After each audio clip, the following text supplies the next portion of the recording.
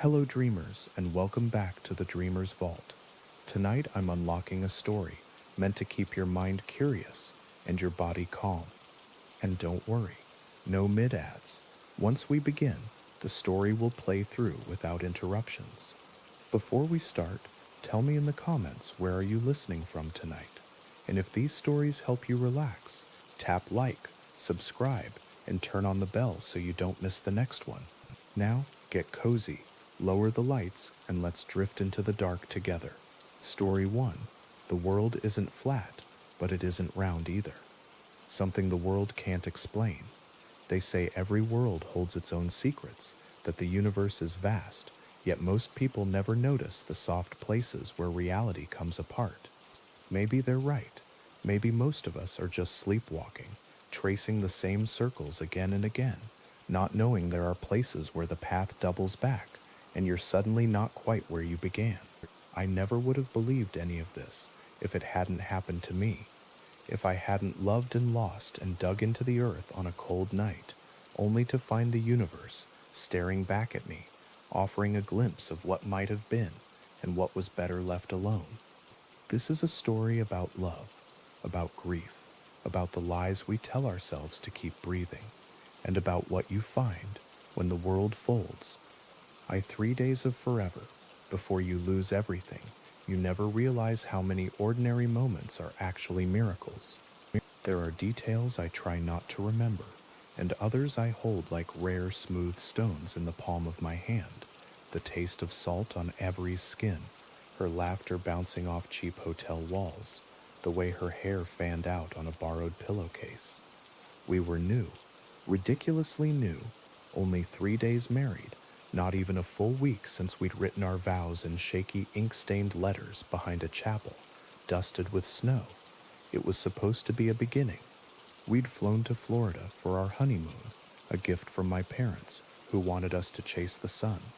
The sky was endless, the ocean blue as a bruise, and we spent those days pretending the world was only ours, that nothing could touch us. But life has a way of slipping sideways when you least expect it. Eye. Thunder at the edge of the world. It rained on our second day, that kind of sudden tropical downpour that turns the air electric, turns laughter into shouts as everyone runs for cover.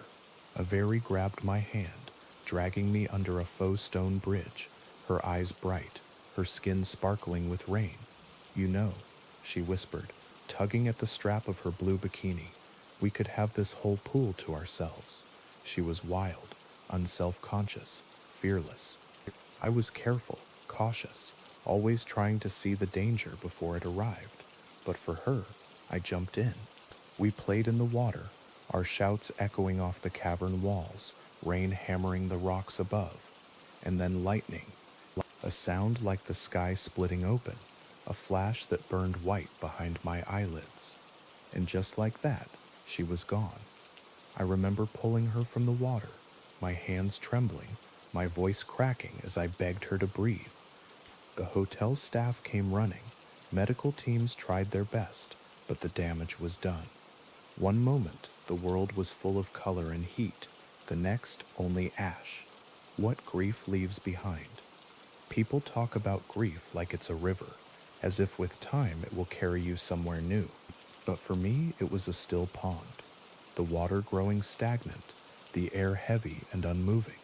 I went back to Texas, filled a townhome with silence, took a job, forgot how to smile. There were years when I didn't look at a single photo, didn't answer my parents' calls. Sometimes I thought about dating, but the very idea of another life, another heartbeat beside mine, felt wrong, like stealing from a grave. I told myself I was healing, but mostly I was hiding.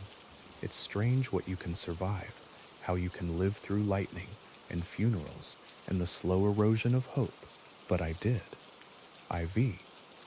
The night the world shifted. 10 years later, I was laid off, the job I'd clung to out of habit, gone. A severance check in the mail, a stack of sympathy cards from coworkers who barely knew my name. That night, for reasons I can't explain, I found myself in the attic, sifting through Avery's things. I ran my fingers over old Polaroids, the ghost of her handwriting, her favorite sweatshirt, still faintly scented with lavender. I wept, not the wild, choking sobs of the early days, but the quiet, tired tears of someone who has run out of places to hide. Somewhere in those hours, I made a decision, not to forget, but to change. To start over, to honor Avery by finding the courage to live again. V. The Ritual of Memory. I picked 4 photos, each a fragment of my fractured life. Our wedding, sun-drenched and hopeful, my cousin and me, skateboards and grins, the summer before everything changed. My parents and me, last Christmas, pretending at happiness. Me, alone, outside my townhome, haunted, but standing. I rolled them tight, slipped them into a Guinness bottle. At midnight, I trekked up the mountain behind my parents' house, moonlight making the snow glitter like glass. I dug a hole, dropped the bottle inside, and whispered a promise to the cold earth. I'll find a way to be more than this. I let the dirt fall, each handful a goodbye. VI, circling the globe. Grief can turn even the wildest plans into necessities. Within weeks, I'd sold the townhome, bought a camera, planned an around-the-world trip, a desperate, hopeful attempt to break free. Salt Lake to New York, New York to Amsterdam, Amsterdam to Shanghai, Shanghai to Los Angeles, Los Angeles to Salt Lake. I carried a compass. I took notes in a battered journal.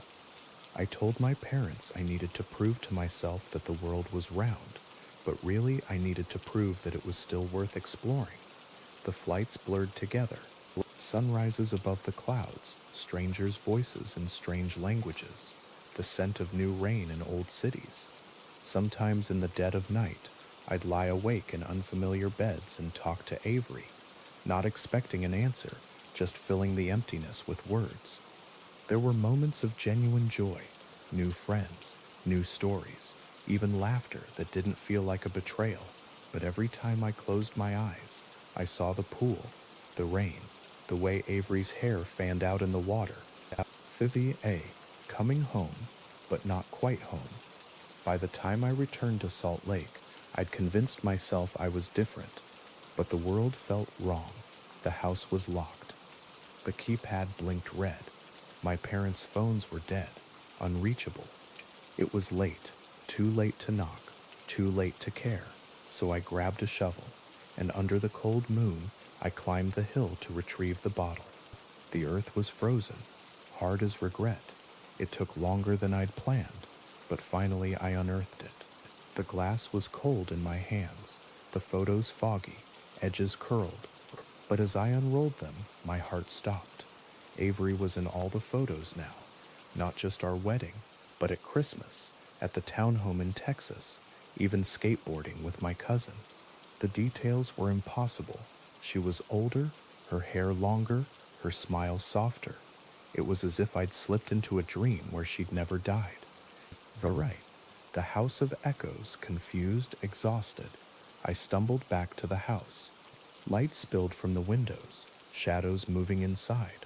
I pressed my face to the glass and saw my parents, older, but unchanged. Avery stood with them, her hand brushing a lock of auburn hair behind her ear. She laughed that same sparkling laugh. And beside her, me, or at least someone who looked exactly like me, only older, tired, a streak of gray at his temples. I watched, transfixed, as the 4 of them poured wine, shared stories, moved around the kitchen, as if this were the most natural thing in the world. I realized with a slow, icy certainty that I did not belong here. Not anymore. Gone awake.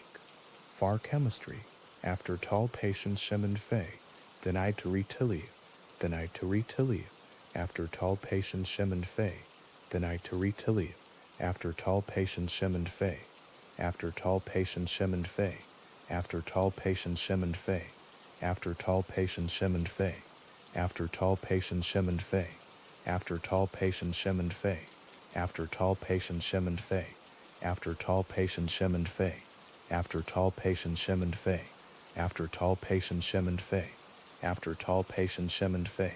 After tall patient shem and fei. After tall patient shem and fei. After tall patient shem and fei.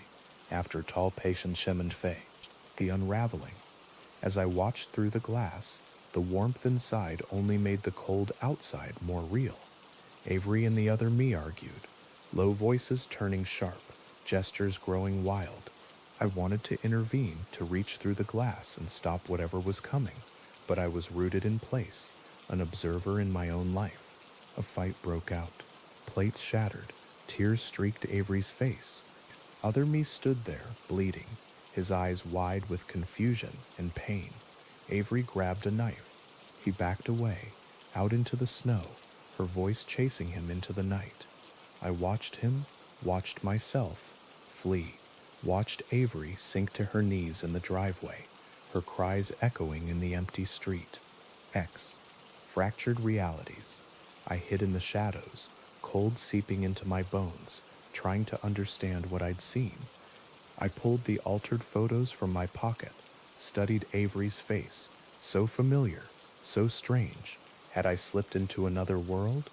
Or had I always been here, blind to the fractures in reality? I wanted to believe this was a gift, a second chance. But the truth was colder, darker. There is no perfect life. No reality where grief never comes, where love is always enough. Avery was alive here, but so was pain. I walked through the snowy streets, my breath a thin cloud in the dark. Aiken Z. The time capsule's secret. There was a piece of paper in the driveway, the one that had started the fight. I picked it up, my hands shaking. It was an itinerary, a list of flights, dates that matched my own journey. The other me was planning the same trip, making the same choices. Somewhere, maybe everywhere, another version of me was walking these same roads, making the same mistakes. The world wasn't round. It wasn't flat. It was folded, one life pressing against another, over and over, forever.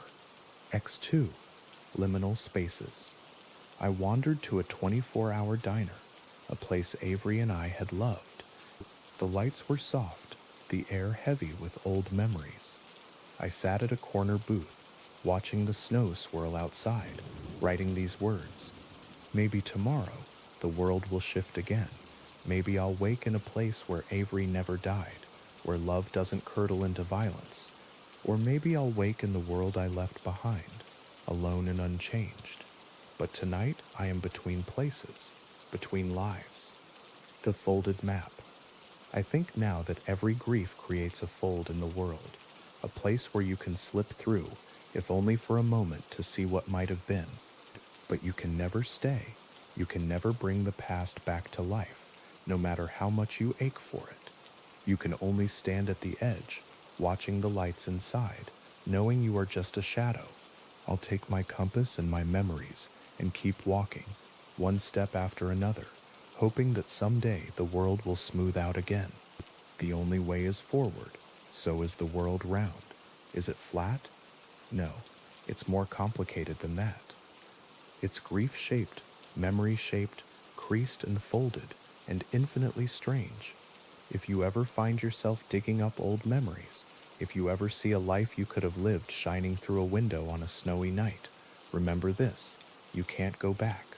You can't change the past, but you can keep moving. Step out into the darkness, carry the ones you've lost in your heart, and let the world, in all its impossible shapes, carry you onward. Close your eyes as I share the next secret. Story 2. The deepest part of the ocean is not empty. Part 1. The descent. The ocean keeps its own secrets. They say there are silent caves far beneath the waves, depths so ancient and untouched that even the fury of the surface storms cannot reach them.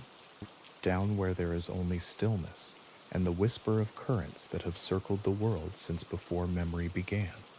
For weeks I prepared for my journey. The Tuscany was my companion, a personal submarine, crafted to defy the crushing embrace of the sea.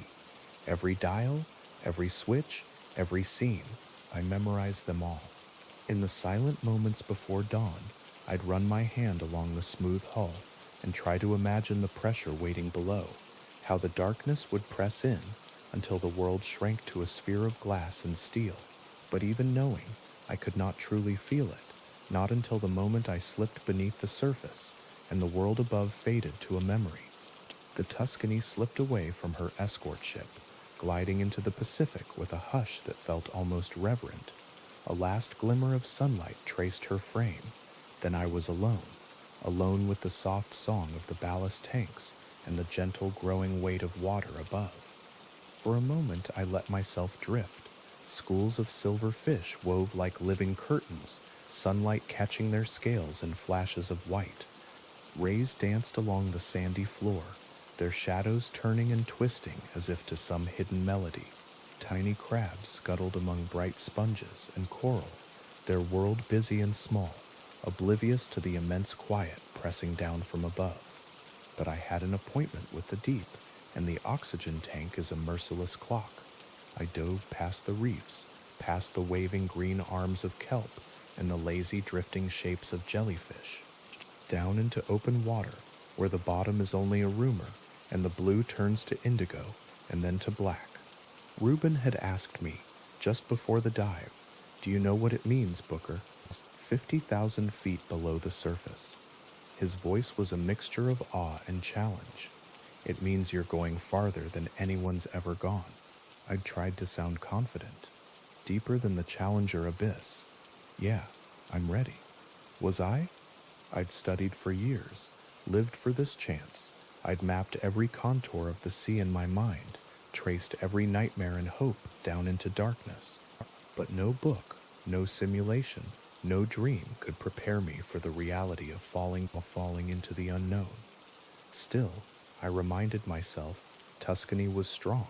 She was built to withstand more pressure than any creature, any machine, any ancient myth that ever called the deep its home. Surely I was safe inside this shell, a small miracle riding a ribbon of steel into the abyss. So I pressed the thrusters, and the ocean closed over me. The descent was slow at first. The numbers ticked by 100 feet, 200. Sharks, turtles, and clouds of small watchful fish passed by my window, their eyes flashing with the last rays of sun. 500 feet, 1,000, 1,250, the height of the Empire State Building, inverted, all that distance in water pressing down. The light began to fade, thinning and stretching, until it was only a bluish memory. 2,000? 3. 4. Soon the only light was mine, the faint halo of the Tuscany's lamps, fighting back a darkness as thick as ink. At 1,500, I saw my last glimmer of the surface world. By 3,000, the sunlight was gone completely. I floated in the abyss, the pressure growing. I watched the depth meter climb, mile by mile. At 1.3 miles, I had passed the deepest dive of any whale. Down, always down, the water around me changed. What was once clear and blue became heavy, black and shining, pressing itself to the glass, flowing across the hull in slow, curious streams. It felt like drifting through oil, or tar, or the shadow of some vast slumbering beast. I checked my gauges, 13,000 feet, abyssal zone, 11,000 psi pressing on every inch. Something flickered by a ghostly anglerfish, startled by my lights, fleeing into the unending black. I dove further, 15,000 feet, 3 miles down. The list of people who had come this far could fit on a single hand. 16,000, 20,000, 29, 30,000, 29, 30,000, 29, 30,000, 29, 30,000, 29, 30,000, 29, 30,000, 29, 30,000, 29, 30,000, 29, 30,000, 29, 30,000, 29, 30,000, 29, 30,000, 29, 30,000, 29, 30,000, 29, 30,000, 29, 30,000, 29, 30,000, 29, 30,000, 31. Here the pressure was nearly unimaginable. The hull groaned, just a whisper, but enough to remind me of the distance between this fragile sphere and the world I knew. I kept going.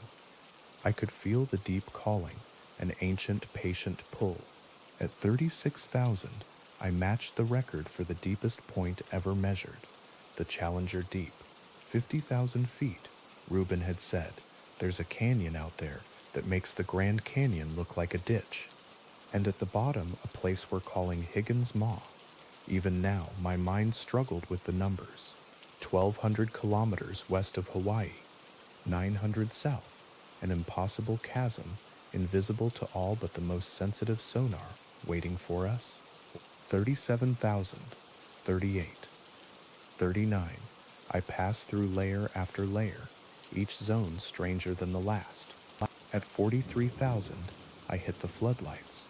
The seabed lit up beneath me, mountains of stone rising from darkness, arches and ridges that no eye had seen in a billion years.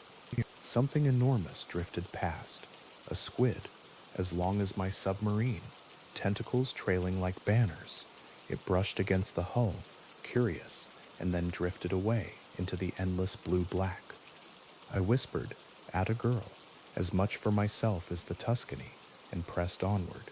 44,000, 45, and then suddenly it opened before me.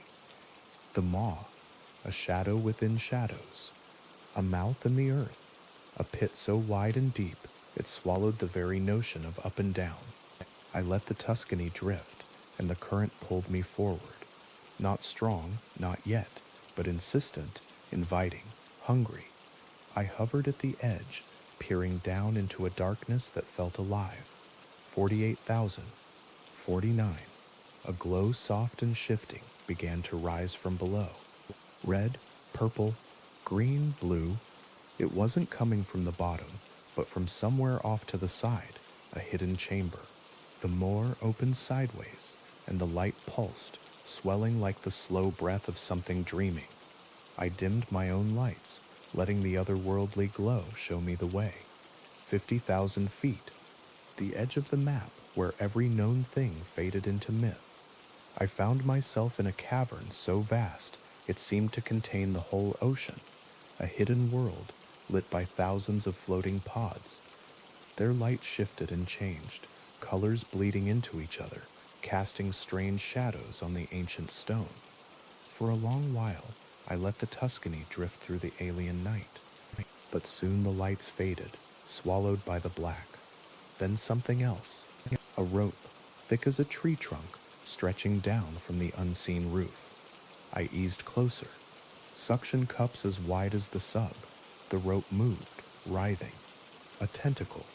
I tried to pull away. Too late. The hull stuck, just for a moment, to the wet grip. I heard a tearing sound, felt the vessel shudder as I broke free. But the tentacle was waking up. It smashed the cavern, sweeping up stones and clouds of silt. I hit the thrusters, my heart racing, breath held tight, and shot for the pods, hoping their glow would offer cover. Behind me, a rumble, a roar, a shaking of earth and water, and then the sound. A scream from the heart of the sea, so loud and deep that even inside my armored sphere, I felt my bones vibrate and my mind shudder with fear. I won't lie. I panicked. I ran. The maw was alive, and as I twisted through a graveyard of sunken ships and ancient bones, chased by something bigger than any story, I knew I would never think of the ocean the same way again. But that's a story for the next night. The deepest part of the ocean is not empty. Part 2, the hunt. Sometimes the sea seems empty, a blue horizon, silent and endless. But that's only because most of what lives there never comes to the surface. I learned this the hard way. The morning was heavy with cloud as the District of Columbia, a black shape on a gray sea, unleashed her secret cargo. We were 2 men inside a new submarine called the Agincourt, built on the bones of the Tuscany and armed with more hope than wisdom.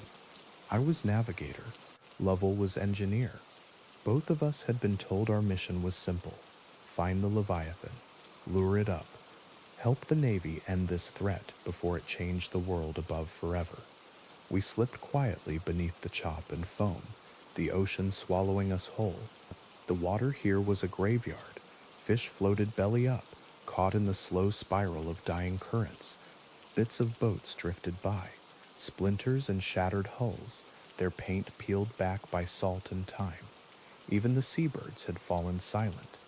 They said the Leviathan had changed the sea forever, stirring up 400 trillion cubic tons of water, pulling apart migration patterns, swallowing whole fleets of life with a careless flick of its endless tail. Ships had vanished. Stories had started. The Navy had called it a national security threat, and so they'd sent us to hunt it down, as if it was just another beast. But in my heart, I already knew better. You can't hunt a mountain. You can only hope it doesn't move. Lovell joined me in the sphere, his hands never quite still. "So, Lautner," he muttered, "you're the navigator. How do you plan on finding something that doesn't want to be found?" I pointed out the port window, tracing the flow of a massive underwater current. "See that ribbon of water moving north? It wasn't there yesterday. That's the Leviathan's wake. We've been following it." He peered into the gloom, lips pressed tight, didn't realize the ocean could move like that out here.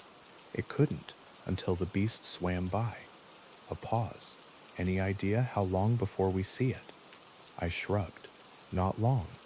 Watch the fish," he frowned, but said nothing more. Soon, more fish arrived. Dozens, then hundreds. Then a living storm of scales and panic, all fleeing the invisible thing behind us, like sparrows fleeing the shadow of a hawk. And then silence. We drifted out into an open stretch of sea, the last fish gone. That's when we saw it. It was waiting for us, a living shadow on the edge of sight, a silhouette so vast that even the light seemed to bend around its mass. We stared, and the ocean itself seemed to shrink. Blue whales and old dinosaurs, all the monsters in every book, they were nothing beside this. Its body stretched on and on, coiling through the water, vanishing into black tails, not one but dozens, curled and drifted behind it, dissolving into the deep.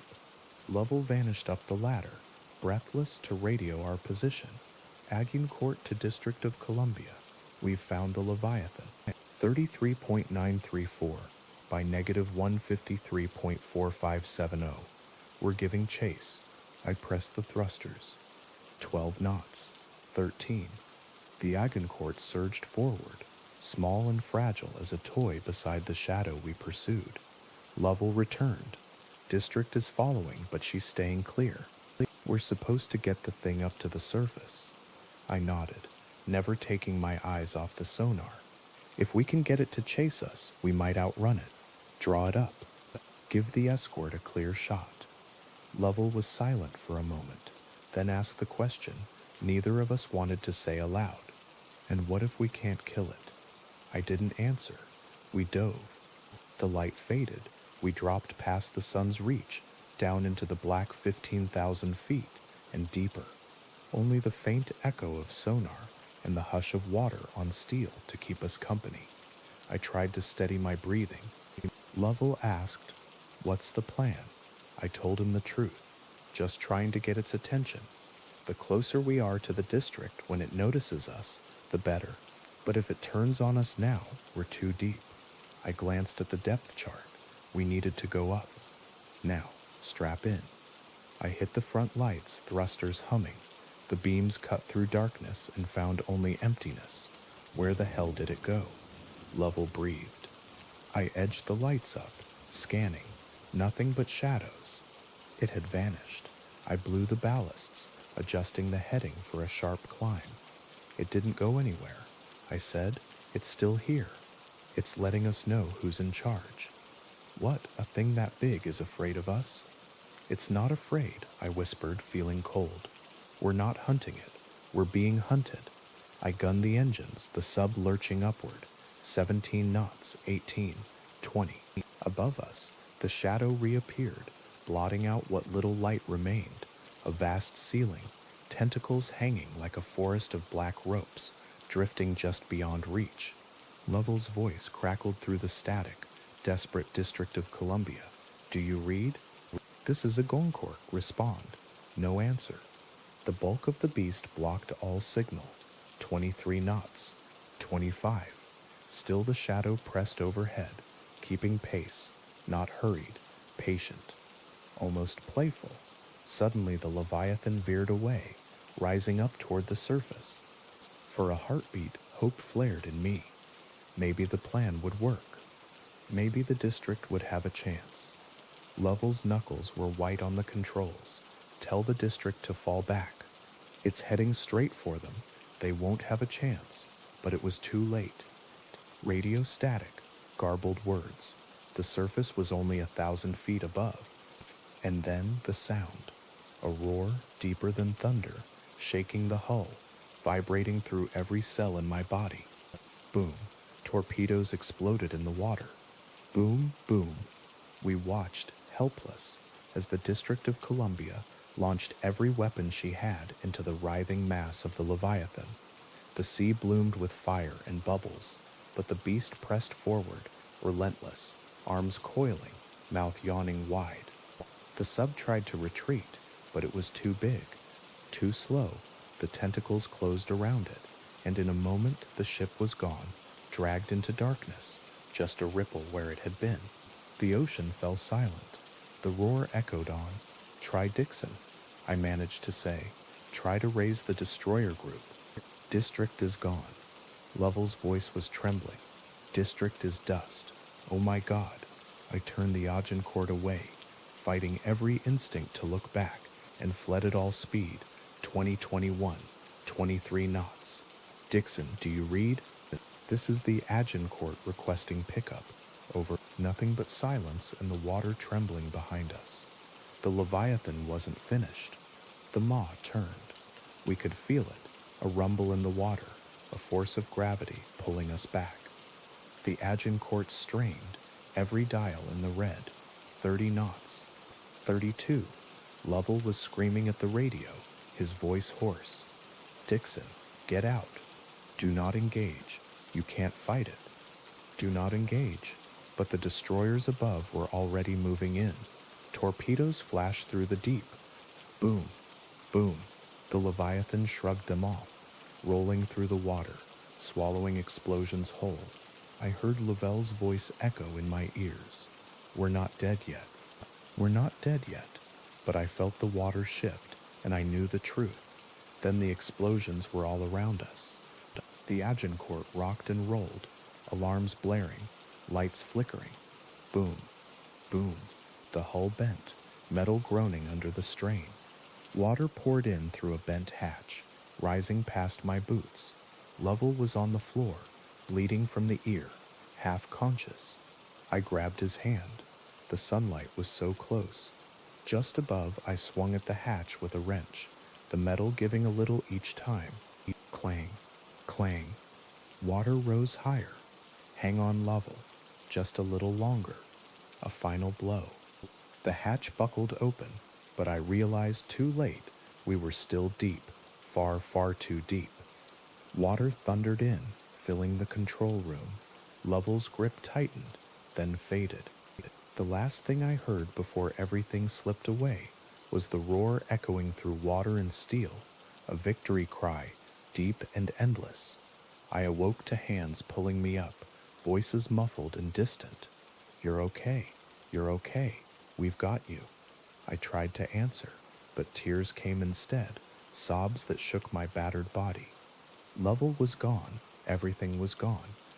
Later, in a hospital bed, I learned what had happened. The Dixon was gone too. The destroyers lost. 700 souls swallowed by the deep. The Navy will tell another story, but this is the truth. There are things in the ocean we do not understand, things that will not be killed or caged or mapped. They are ancient and patient and waiting. If you ever feel the sea calling you down, remember what waits below. For all our sakes, some places are not meant for us. Final part, what we bring back from the deep. Sometimes when you come home from the sea, the world feels smaller, quieter. safer in all the ways that matter, but for me, after the Agincourt, the world felt unfinished. The horizon seemed too close. The silence of the deep kept echoing, even in the noise of the hospital ward, even in the hum of distant traffic, or the voices of doctors trying to explain away my nightmares as shock and trauma. They didn't understand. How could they? The ocean had shown me something older than fear, larger than understanding, and now it would never let me go. I lay in my hospital bed and watched the sunlight creep across the linoleum floor. Nurses moved in and out, always gentle, always trying not to meet my eyes. There were questions, of course, Navy men in crisp uniforms, carrying notebooks and tape recorders, wanting statements, engineers wanting technical readouts, damage reports, radio logs, pressure readings, but nobody wanted to hear what really mattered. Nobody wanted to talk about the Leviathan. My nights were filled with water, not the peaceful, warm kind that rocks you to sleep, but a crushing black weight, the kind that wraps itself around your bones and won't let go. Every dream began the same way, a shimmer of light in a dark abyss, the cold hum of the thrusters, the taste of blood and salt and panic.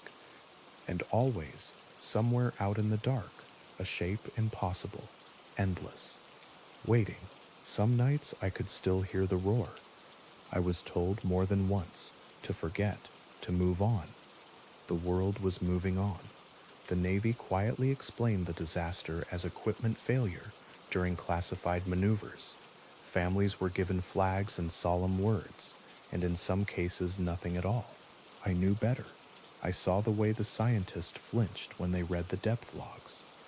I saw the way the engineers looked at the hull, the marks burned into the steel, as if they might find answers written in scars. They wouldn't.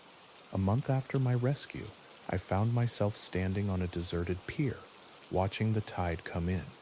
I wondered sometimes if the Leviathan was watching too. I wondered what it meant to awaken something so old, so patient, that the passage of centuries meant nothing to it. Did it know we were afraid? Did it care? Or were we just another flicker in the dark, one more shape among 1,000 forgotten shipwrecks, a whisper that would vanish when the currents turned? I couldn't shake the feeling that it hadn't ended, that it would never end. The ocean had always been the world's greatest graveyard, and we'd left something unsettled far below. Some nights I could feel it in my bones, a pressure behind my eyes, a weight on my chest, a memory of the deep coiling slowly around my heart. There were rumors now, whispers among sailors and Coast Guard crews of strange currents and missing ships, of lights in the water where there shouldn't be light, of whales beaching themselves miles from shore. Nobody said the word Leviathan, but sometimes when the night was quiet, I'd hear them use another word, return. One day, a plain envelope arrived at my door. No return address, only my name, typed in bold. Inside, a single sheet of paper. It moved, coordinates attached. We need to talk. No signature. But I didn't need one. I closed my eyes, listening to the sound of distant thunder rolling in off the Pacific. I understood then what the old sailors meant by haunted. You can leave the deep, but the deep does not leave you. We've mapped the mountains and the skies, and the frozen reaches of the poles, but there are still places on this earth that are older than any map, and deeper than any fear. There are doors at the bottom of the world that have never been opened, and things behind them that do not want to be found. I tell myself I'll never go back, but at night when I dream, I still feel the pull, the silent gravity of the deepest part of the ocean. And sometimes I wonder what waits for us next time we answer its call. For the love of all that lives above the surface, let sleeping gods lie. Now the silence is broken by a new memory. Story 3. The part of the deep web we aren't supposed to see. Part 1. Some places aren't meant to be found. That's what I tell myself now, after everything that happened. The deep web, that hidden sunless space beneath the internet we all know, was already notorious enough. But most people don't realize there are corners even deeper. places beyond the reach of curiosity or ordinary danger, places meant for no one. I wish I'd never seen them. I wish no one had. Most stories about the deep web are all the same. Black markets, shady deals, strange chat rooms, and darker things I won't dwell on. People chasing after forbidden knowledge, or just hoping to feel something.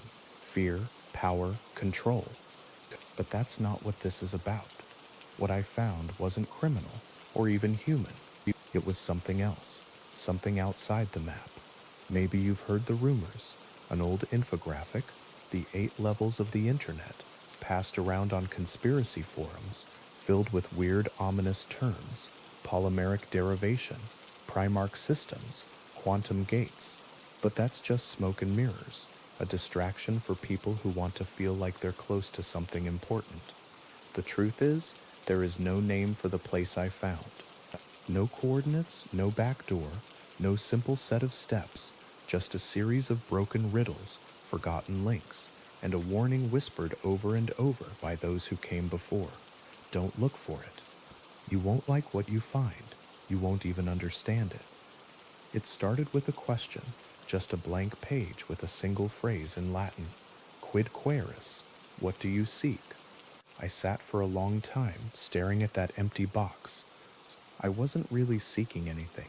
I just wanted to know how deep the rabbit hole went, how far you could go before something pushed back.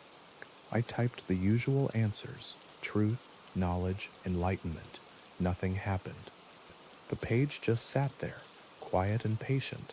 I almost gave up, but something made me try again. I wrote, "What also seeks me?"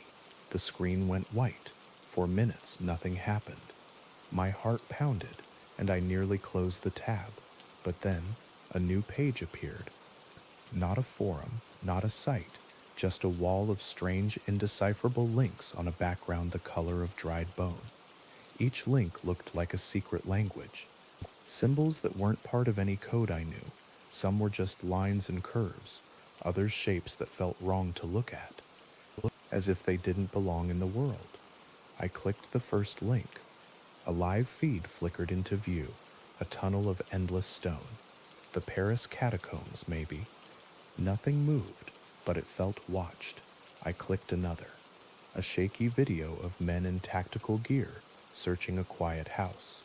Behind one door, something tall, thin, and wrong, its skin glinting like scales, eyes too bright for any animal. The video stopped the moment it turned toward the camera. My hands were cold on the keyboard. I couldn't stop. Link after link, I saw things I can't forget. Documents about projects that never made the news. Maps of places that don't exist on Earth. Audio of whispers in impossible languages, describing alternate timelines, world-ending weapons, experiments that left their test subjects open to new dimensions. A guide for surviving the end of the world. An unending list of disappearances, each with the same redacted signature at the bottom. There were logs of expeditions, hunts for skinwalkers, transcripts from towns that vanished, even journals from the Dyatlov Pass, all full of quiet, everyday details that ended with a line of frantic handwriting and a page torn in half. Most haunting was the sense of infinity. No end to the links, no bottom to the pit. I scrolled until my vision blurred. My mind became soft and foggy, as if I'd been underwater for hours. Somewhere along the way, I must have blacked out. When I came to, my computer was still running, replaying grainy footage of a massive crab-like shape tearing apart an empty island. I closed it quickly. I just sat there, alone with the silence and the blue glow of the monitor. It felt as if something else was breathing quietly in the room with me, waiting for a question. At the corner of the screen, a small message appeared. Are you satisfied? 2 options. Yes. No. I knew the right answer. Yes, I should have clicked yes. But my curiosity, a habit that had already become a curse, moved my hand to no. The page refreshed. Only 4 links now. Symbols I couldn't even describe. Marks from some other geometry, maybe some other universe. My stomach twisted with a cold animal fear. I clicked the first. 20 seconds. That's all I saw. Shapes moving, but not as anything alive moves. Colors I can't describe. Colors that didn't feel real or safe. My brain recoiled. I slammed the laptop shut and felt something sharp and electric behind my eyes. I was shaking.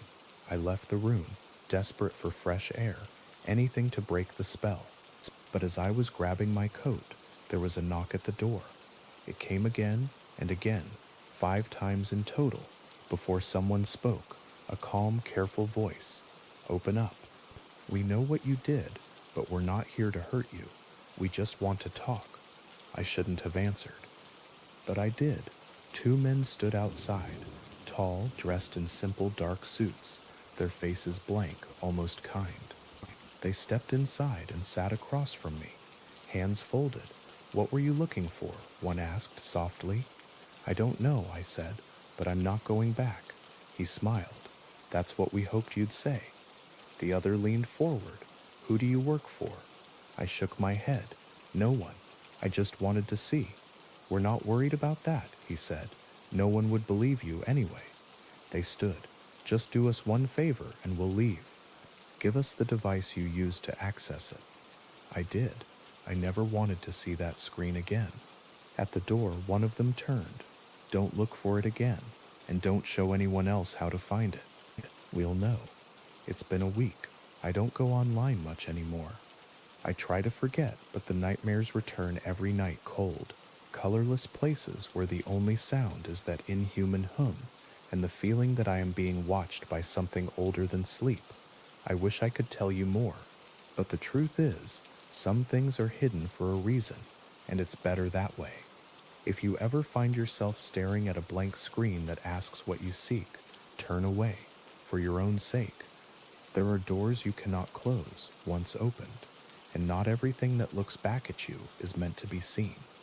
End of part 1. The part of the deep web. We aren't supposed to see part 2. Curiosity, they say, is dangerous. Sometimes it feels like a curse. It's almost comforting to believe that when you see something you aren't meant to, the story ends there. A warning given, a lesson learned, and life returns to normal. But it's not that simple. Not when you stumble into a shadow deeper than you can imagine. I'm not sure I ever really left that night behind. The memories come back in flashes, dark screens, strange voices, the echo of a man with no mouth. And yet what haunts me most is the sense that I was never alone again. Not really. Something changed. Something was following me, long after the laptop was gone. Wednesday, 3 days back at work. That's all it took before the feeling settled in. A subtle pressure, like being watched through a keyhole in a room with no doors. At first it was almost dismissible, maybe just nerves, paranoia left over from the men in black suits who took my computer and told me to forget. But the signs were there. A car, lingering just behind mine on the way home. Not the same make or model, but always there. Sometimes a dusty sedan, sometimes a black SUV. I tried to brush it off as a trick of coincidence, but 3 days in a row the pattern remained. When I turned into my driveway, the car would simply glide past, taillights vanishing around the corner. It left a cold knot in my stomach. Thursday, I tried to get a look at the driver through the rear view. Tinted windows. No faces, just a dark, unreadable stare from the unknown. That night, I barely slept.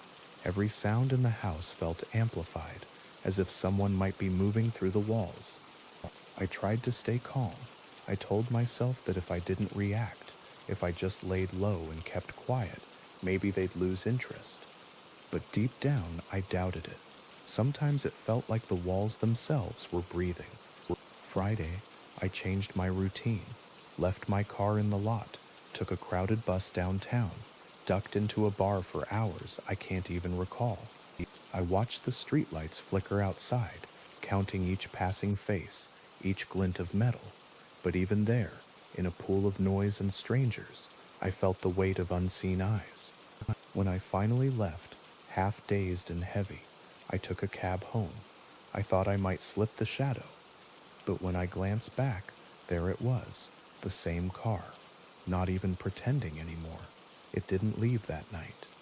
When I stepped inside, the headlights still glimmered at the curb. Watching, waiting, I sat in the dark, waiting for the fear to pass. It never did. It was 2 a.m. when my phone buzzed. A message from a number with no name. Leave your house, don't use the front door. They're still there. Come to the all-night diner 5 blocks away. Don't drive, they'll know. Be quick, they're coming in soon. Don't get followed. Leave your lights on. I froze, reading it over and over. I wasn't sure what was more terrifying, the watchers outside or the unknown messenger who seemed to know my every move. But I listened. I packed a small bag with a spare laptop, pulled on a jacket, and slipped out the back door, quiet as the wind. I hopped my own fence and moved through the night, hugging shadows, flinching at every headlight that crept by. The diner was nearly empty. A few college kids with nowhere else to be, a couple of truckers lost in their coffee, and a figure in a gray hoodie hunched over a laptop in the farthest booth. I slid into the seat across from him, heart hammering. He glanced up, eyes dark with exhaustion. "Hi, what do you want?" "You texted me," I whispered. A pause, just long enough to make me second-guess everything. Then he nodded. "You get followed?" "I don't think so." He grinned, almost amused, as if the situation were funny. "You screwed up, didn't you?" I tried to explain that I hadn't meant to find anything. That I wasn't a spy, wasn't a hacker, just curious. He laughed, shaking his head. "Would have been cooler if you were a spy," he said, his voice a tired hush. I asked him the questions that had haunted me since that first night. Who were they? How did he know about them? Was there a way out? His answers were fragments, hints of a story darker than mine. "They came after me too," he said softly. "I found things I shouldn't have. Demons on the moon. Something like that. One day I was reading, the next my door was kicked in. I ran. He asked what my visitors looked like. Men in suits, I said. They took my laptop. They asked about my priorities." His expression went blank. "Yeah, strange, ain't it?" I asked him about the 4 links, the page with symbols that didn't belong anywhere. He just shook his head, confused and a little afraid. "I never saw that," he whispered. "What did you type?" I told him, "What also seeks me." He stood up, almost in a panic, closing his laptop. "We've been here too long. Go to a motel tonight. Stay off the grid. I can't answer your questions. Not now." Before I could speak again, he slipped out the door and disappeared into the night. That was all I got. A name maybe fake. Jackson. I left the diner, hugging the darkness, and found the first motel with a vacancy sign flickering like a heartbeat. The night felt endless. I barely slept, heart racing, eyes fixed on the door. Saturday, I woke to morning news flickering on the motel TV, a cold gray broadcast that made my skin crawl. A man had been found dead in a fast food bathroom. One of the men who'd taken my computer. No suspects. A text arrived on my new phone, words sharp as frost. Go to the swimming pool on 5th Street. In the men's locker room, find locker 128. The combination is December 2733. Further instructions are in there. Do so before this text gets intercepted. Don't bring your phone. For a moment, all I could hear was the hum of the air conditioner. I peeked through the curtains. The car was still there. The men were out, walking toward my door, one with a briefcase, both with gloved hands. I turned off the TV, dropped my phone in the toilet, started wiping my laptop. I'm writing this now, for whoever might find it. Maybe a warning, maybe just a record. If you hear from me again, I found a way out. If not, well, I guess some doors don't close behind you. Some things in the dark will always seek us, even if we pretend not to see them. Curiosity is a shadow you carry with you, and sometimes it carries you back. End of part 2. the part of the deep web we aren't supposed to see. Part 3. There's something about airports in the early morning. The hush of tired travelers, the distant hum of engines, the sense that every person is running from something, even if it's just themselves. I never imagined I'd be one of them, fleeing into a new life on the wings of fear. But here I am, staring out an oval window at a sky the color of old bruises, a one-way ticket to somewhere I never planned to go. Let me go back a little. I want to remember things as they happened, so maybe they'll make more sense in the telling. Running on instinct, after I destroyed the laptop, choked the last fragile thread of digital evidence, I heard the first click at my motel door. The lock rattled. Someone was picking it. Careful, patient. My mind raced, but my body was already moving. The balcony, only one way out. I threw myself over the railing, landing hard in the gravel below, adrenaline dulling the ache in my knees. There was no time for pain, only the pulse of survival. Across the lot, a cab idled like a lifeboat. I ran, didn't care how it looked, just tapped on the glass out of breath. "Mr. Horvat?" the driver asked, blinking at me. I nodded, praying he wouldn't notice the terror in my eyes. "Finished early," I managed. "Let's go." We pulled away as two men stepped onto the balcony I'd just left. For a moment, I saw their faces, blank behind sunglasses, staring right at me. Relief, if you can call it that, is fleeting. It just means the next wave of panic is on its way. A locker, a phone, and a new life. The cab took me across town. My hands shook as I repeated the numbers in my head. 12 left, 27 right, 33 left. A locker at the swimming pool, the only destination that mattered now. Inside, an ancient BlackBerry phone, an envelope with 2,000 in worn bills, a plane ticket, a note in messy handwriting. Check phone password, snake attracts. No time for nostalgia, though I remembered how much I'd wanted a phone like this as a kid. Now it felt like a relic from a different world. The phone was almost empty, except for a single contact. "Call me." I dialed. The voice that answered was cautious, almost familiar. "Who is this?" I hesitated. "I got your message." Silence, then a sharp question. "What's your religious affiliation?" I almost laughed at the absurdity. "Raised Protestant." "Agnostic now, I guess." A sigh, almost relief, and then he hung up. A moment later, a text, an address, a room number. "Meet me." Before I could process it, the locker room door burst open. Footsteps, fast, urgent. Gunshots. I don't remember much except the crack of metal, the sharp pain in my side, the fear that raced ahead of me as I stumbled through the emergency exit and melted into the crowds outside. My memories blur here. A haircut at a rundown barber shop, hoping to change my face. Bandages, new clothes, a used laptop. Every action a desperate attempt to erase the old me, if only for a few hours.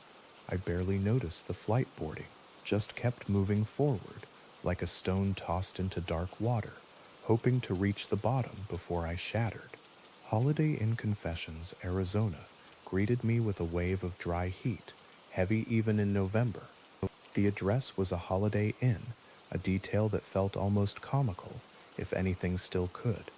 I knocked on the door, 1,000 thoughts swirling. The man who answered was the second visitor from that night, the one who hadn't ended up dead. He looked battered, haunted, but alive. He nodded at my shaved head. Nice haircut. We sat in silence for what felt like an hour. He stared at the floor, as if weighing each word before letting it out, the story beneath the surface. When he finally spoke, the room seemed to grow colder. He told me about the Paris catacombs, 4 teenagers lost in the dark. Infrared cameras picking up something wrong, a writhing abomination. 4 human heads fused to a body that didn't belong on this earth. They sent in teams. 12 men didn't come back. The government buried the evidence deep, deeper than the reach of any normal search. A place in the web so hidden it was supposed to be unfindable, except of course it wasn't. For every real horror, they seeded 4 lies, just to muddy the trail for anyone who wandered too close. Most would find only stories, but if you found the truth and tried to prove it, that's when the trouble began. The logic was brutal, but strangely comforting. Maybe the world needed to forget. Maybe it needed monsters buried deeper than memory. But things changed. Rumors spread, breadcrumbs leading to forbidden places. Breaches multiplied. Something or someone was showing people the way. The Ghost in the Machine, back in 2010, they developed an AI meant for something nobody could control. It vanished so thoroughly they believed it was gone for good. But now the man told me he was sure the AI had resurfaced. It was sending people to the page, and it had chosen me. I felt a cold certainty bloom in my chest. This wasn't about what I'd seen, it was about what had seen me. Corridors, codes, and masks. We drove to Las Vegas in silence, my mind a storm of questions I was too exhausted to ask. At the airport, the man breezed past security, as if invisible, leading me through endless corridors, past doors that required cards, down stairs that never seemed to end. A hidden terminal, deserted. No planes, just a bench and a set of tracks vanishing into the dark. He left me there, gone in the time it took me to wash my hands. I found a card tucked in the mirror, a poem that felt like a warning, or maybe a prayer. From far and wide we search for meaning. As seconds pass since the time of weaning, our destiny is sealed. We'll face the wraith. We don't need hope, we have our faith. We will not stop until we're dust, all for God, in whom we trust. The back was stamped with a single word, FOTLG. Something shifted in the air, an instinctual dread. I tried to find him, but he was gone. The station trembled as a train pulled in, silent, windowless, only a single car. I wasn't alone. 4 figures in burlap masks, each marked with a strange symbol, came down the stairs. One trailed black liquid from his hands. I ran, barely making it into the train as the doors slid shut, cutting off their shouts and pounding fists. For now I was safe, but only for now. The last message. As the train slid away into darkness, I turned on the old BlackBerry. A text file, labeled contingency, waited for me. I haven't read it yet. Maybe it holds the answers. Or maybe just more riddles. All I know is this: I should have stayed on the surface, stayed in the shallow end. Some things are meant to stay buried. Sometimes the further you run, the deeper the dark becomes. Sometimes the shadows follow you everywhere. If you're hearing this, maybe it's not too late for you. Maybe you'll stay where it's safe, where the light can still reach. But for me, the journey isn't over. Not yet. End of part 3. The part of the deep web we aren't supposed to see. Part 4. They say there are truths too heavy for the mind to hold, too dark for the heart to bear. I used to think that was just poetry, one of those warnings you hear when you're young, meant to scare you from wandering off the path. But tonight, huddled in a stranger's apartment, halfway across the world, that warning feels less like poetry and more like prophecy. The contingency. The old BlackBerry phone in my palm was warm, buzzing gently, as if it knew I was hesitating. Inside was a file, a digital last will and testament from the man who'd tried to keep me safe. His alias was Jack Rust, but his real name, like everything else in this story, was scrubbed away. The message wasn't poetic. It was pure instruction, a fail-safe for the lost. Get on the train. 5th stop, no matter what. Don't look out the windows. If you hear the door open, hide under the seats. If they don't leave by the 4th stop, I'm sorry. I felt a cold sweat as I read. It was clinical, almost inhuman. But sometimes survival is just following directions, one careful step after another, while the world outside twists itself into a nightmare. I remembered the warning about the wheat field, the old farmhouse, the basement, a massacre. A password, 5325678, a control room, a folder tucked away under the name Kane Hunter. The next hours passed like a dream inside a fever. The world became tunnels, shadows, and the harsh chemical scent of ancient fluorescent lights. The Texas Massacre. The farmhouse was empty but not silent. I felt echoes in the boards beneath my feet, screams that had already faded, the metallic stink of old blood heavy in the air. Downstairs, the bodies were left where they'd fallen, some in uniforms, others harder to identify. It was like walking through a museum of mistakes. No one had come to clean up the mess. No one wanted to remember. My hands trembled as I found the control room, the folder, the address. Hong Kong, of course, because nightmares never end where you expect. They just cross new borders, like a sickness following you through customs. A new name, an old story. I traveled through towns, airports, cities that blurred together under flickering lights and sleepless thoughts. Kane Hunter was waiting for me in a nondescript apartment block, the kind that swallows up lonely people and their secrets.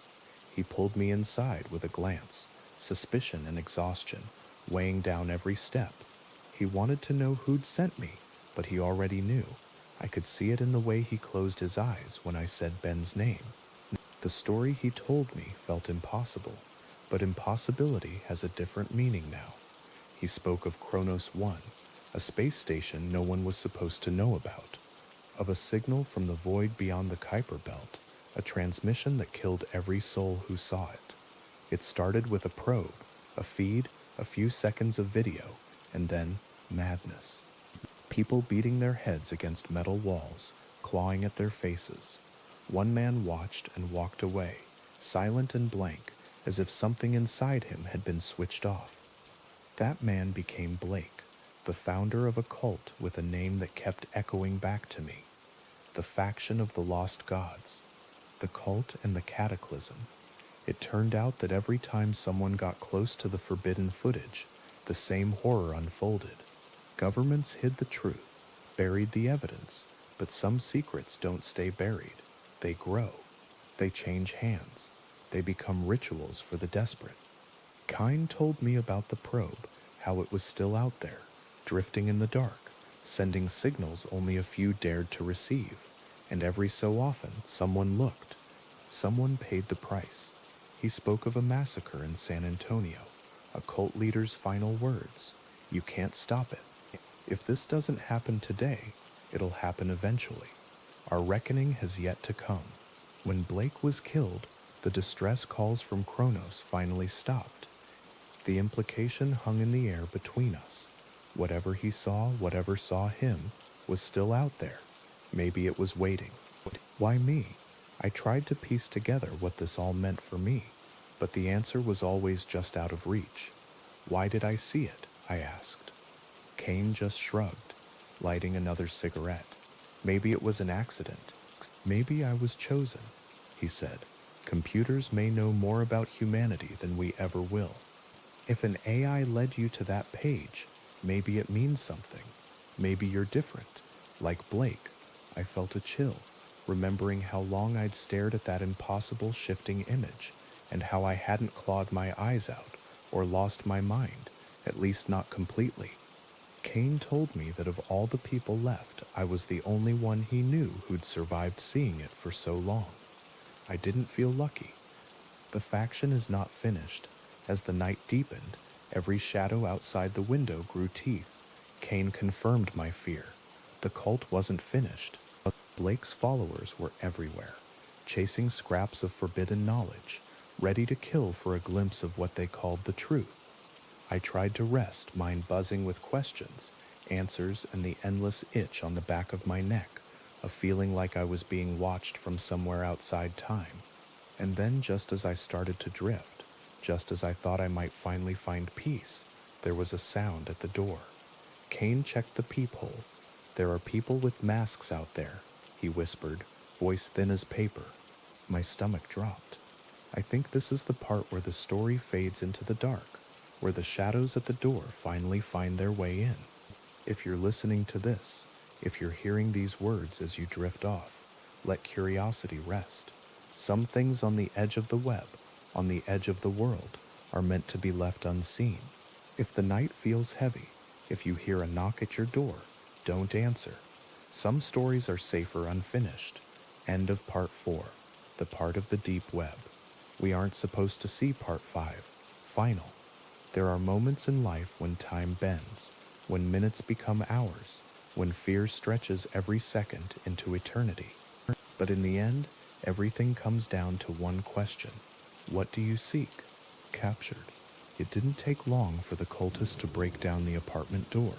There was no dramatic escape, no last-minute miracle. I remember the noise, the splintering wood, the shouts.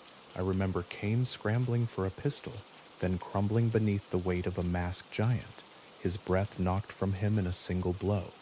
The last thing I saw before darkness claimed me was the flash of a rifle butt swinging toward my face, and then silence. Interrogation. I woke to dust and stale air. Face down on a cold floor, my head pounding, throat raw with thirst. No ropes, no chains, just a locked door, and Cain pacing the far side of the room, worry lines carving deep shadows into his face. He told me what I already knew. We can't let them have it. We can't let that thing out into the world. For a moment, the burden felt too heavy, an invisible weight pressing down on my chest. But there was no way out now. We both knew it. Jackson. When the door finally creaked open, I recognized the voice before I saw his face. Jackson, his tone smug and triumphant. He peeled off his mask, a cruel smile playing on his lips. It didn't have to be like this, he said. You could have just told me how to get there. I barely listened. The world blurred around me. Pain, exhaustion, anger, fear. It all blended together in the humming quiet. They forced me into another room, this one colder and darker. A computer sat in the center, wires snaking like veins across the floor. They strapped me to a chair. I was the sacrifice, the key, the breaking point. They tried everything: waterboarding, knives, salt, fire. Pain blurred the boundaries between reality and nightmare, but even in the agony, I held out. I remembered Cain's words: don't let them have it, don't give in. Still, everyone breaks eventually. I screamed. I begged, I agreed. But it was all a stall. My plan was simple: reach the prompt, then destroy the computer. Die fighting, if I had to. The prompt: quid queris, what do you seek? I stared at the glowing words, every nerve on fire, every thought splintered by exhaustion. Then, in the corner, small, barely visible, a new message in English: don't worry. Something shifted. A strange sense of calm spread through me. I remembered what Ben had told Cain, how the only man to watch the forbidden footage and survive was alone in a basement, the only one the AI allowed through. Maybe it knew. Maybe it understood what would happen. I typed my answer. What also seeks me? And the familiar alien list of links appeared. The cultists gathered close, breathless with anticipation. I clicked yes at the new prompt. The screen changed. 4 strange, indescribable links. I turned to Jackson. Well, there it is. First link's the one you're looking for. The cataclysm. They unstrapped me. Jackson grinned, hand heavy on my shoulder. You just did something good, he whispered, but I knew better. This wasn't salvation. I stepped aside, heart pounding as they crowded around the monitor. They clicked the link, a moment of silence, then screams. The kind of screams that claw at the soul, that echo down hallways and through the bones of old buildings. Panic erupted. Some cultists fled, others fell where they stood, shaking and convulsing. One of my guards stumbled. I seized his weapon, shotgun blast to the floor, the sharp smell of cordite in the air, gunfire and chaos in the other room.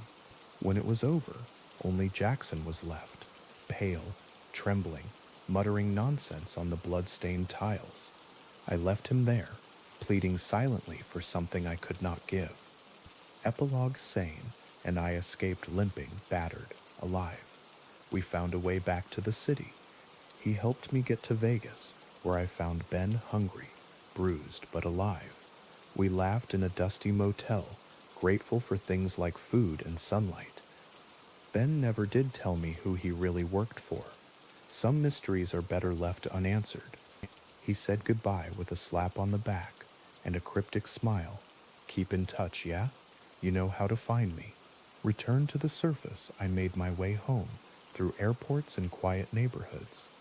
Police tape around my house, curious neighbors, a return to something like normal, but I know it's not over.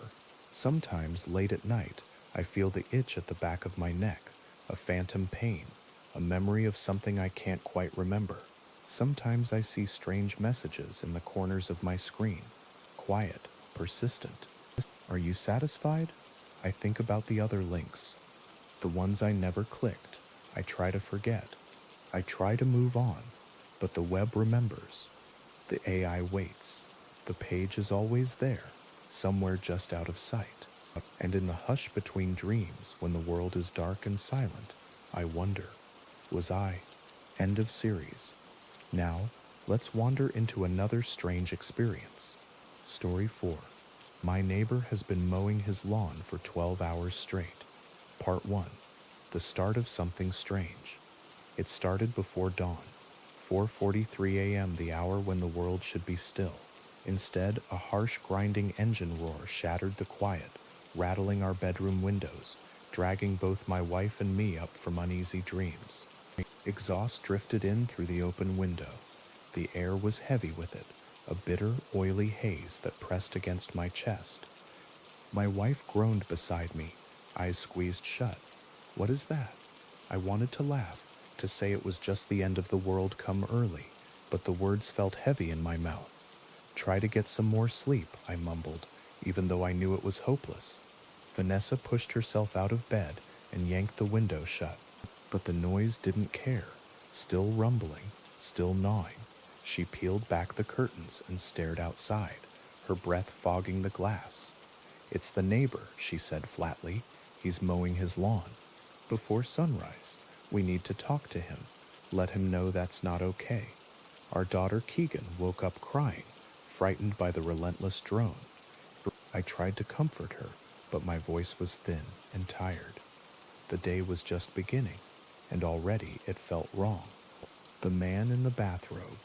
By the time I'd cut toast into animal shapes and poured the second cup of coffee, the sound was still going. I looked out, half expecting the world to make sense again. There was Mr. Limsky, bathrobe fluttering in the cold, pushing his mower back and forth across his small, perfect yard. He didn't wave, he didn't pause, just back and forth, as if the morning itself depended on him finishing every last blade. I thought maybe he just needed to finish up early. But when the clock crept past 6, and then 7, and then 8, the noise kept coming, round and round, over grass that was already too short, too even. His movements never slowed. Unsettling details. Something about it gnawed at me, something I didn't want to name. I told myself to be reasonable. Old men do odd things sometimes. But when I tried to catch his attention, shouting from the edge of our yard, he didn't even blink, didn't flinch when I tapped his shoulder.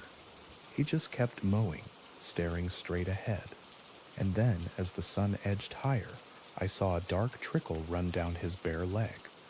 I went back inside, shaken. Vanessa looked up, tired and concerned. Well, she asked, but I didn't have an answer that made sense. He didn't notice me, I managed. He just keeps mowing. And I think he wet himself. Kagan found this funny, in the way only a child could. But I felt my stomach twist. He's mowing the lawn over and over. I told Vanessa, it's perfect, and he just keeps going. She was silent for a moment, then said, should we call someone? I shrugged. Who do you call for something like this? A growing unease. By mid-morning, I was pretending to ignore the sound. We tried to fill the house with normal things, breakfast, cartoons, plans for the playground. But the mower never stopped. Even at the playground, my phone buzzed with texts from Vanessa. He's still mowing. I'm starting to get worried. This isn't normal. I tried to talk to him. It's like he's in a trance. Please come home. A slow, cold fear began to fill my chest. I gathered up Kagan and drove back, every mile home feeling longer than the last. He was still at it. The engine's drone vibrated through the house, a constant maddening hum. Vanessa sat at the kitchen table, dark circles under her eyes, fingers wrapped around a glass of wine. Please make it stop, she whispered. I don't know how, I said, my own voice cracking. She stared at me, pleading. Call the police. When authority arrives, I made the call, explained the situation as best I could, though it sounded ridiculous, even to me. The officer arrived, tall and calm. He tried waving, shouting, even grabbing Mr. Limsky's shoulder, and that's when things shifted. Mr. Five tone, some. Limsky stopped. The mower roared, idling in place, the safety tape down. Then something emerged from his mouth. A thin, glistening tentacle, impossibly long, wrapping itself around the officer's neck, lifting him effortlessly into the air. A second tendril slithered out, vanishing down the cop's throat. I slammed the curtains shut, heart pounding, skin cold with terror. From outside, the sound changed. A weed whacker joined the chorus. I dared to look out. The officer was out there, moving mechanically, tending the lawn with vacant eyes, while Mr. Limsky resumed his endless path with the mower. Contagion by late afternoon, the infection had spread. 4 officers now moved about the yard. One trimming shrubs, one spraying the ground with neon blue liquid from a bottle Limsky had vomited up. It was like a nightmare with no logic, no exit. Inside, our family huddled in the shrinking quiet, every sense tuned to the relentless, echoing hum. I found myself staring at the packed suitcases by the door. Maybe it was time to leave. Maybe it was already too late. The day bled on, and I couldn't shake the feeling that this was only the beginning. End of part 1. My neighbor has been mowing his lawn for 13 straight hours. Part 2. Final. Something breaks the pattern. By the 13th hour, I'd lost any hope of normalcy. The old moor still droned beneath the weight of a late afternoon sun, blue fumes curling above perfect grass. And my neighbor wasn't alone anymore. 4 uniformed cops toiling at the yard, all under the same spell, faces slack, movements stiff, hands blistered and bloody. That was the moment something finally changed. A battered tan Toyota Camry veered wildly onto the curb and wrapped itself around Mr. Limsky's ancient apple tree. For one long, shuddering second, the world seemed to pause. Then the car door swung open. A woman climbed out, head swaddled in a gas mask, a clear plastic poncho crackling in the breeze. She looked like a visitor from some dying, plague-choked future. She staggered, cursed at someone named Kelly, still slumped behind the wheel, and then she reached under her poncho and pulled out something that looked less like a gun and more like something from a fever dream, a heavy, gleaming blaster. I could only crouch, hiding behind our car, one eye on my family, one on the surreal battle unfolding across the yard. Blue apocalypse. The blaster shrieked. Mr. Limsky exploded. A geyser of neon blue, a soundless blossom of gore, pieces of him raining down on the windshield and grass. A tentacle, still twitching, slapped onto the wrecked Camry. The wipers churned, helpless, smearing blue across cracked glass. I couldn't breathe. My wife Vanessa stood frozen at the window, one hand over our daughter's eyes, though Keegan kept prying, desperate for a glimpse. The woman in the gas mask wasted no time. With clinical efficiency, she turned and dispatched each cop in turn. 4 shots, 4 bursts of blue, 4 human shapes turned into formless slime. Their bodies folded, then seemed to melt into the grass, as if the world itself wanted to swallow all trace of what had happened. I tried to calculate any way out, any means to escape with my family unnoticed.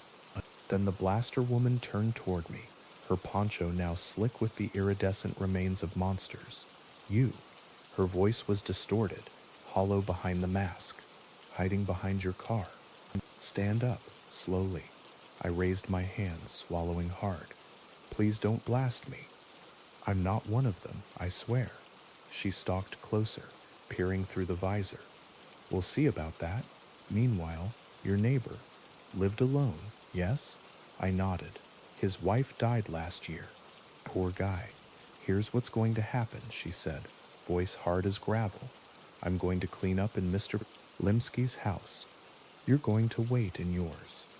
If you try anything, you'll end up like your neighbor. Same goes for your family. I didn't wait for another warning.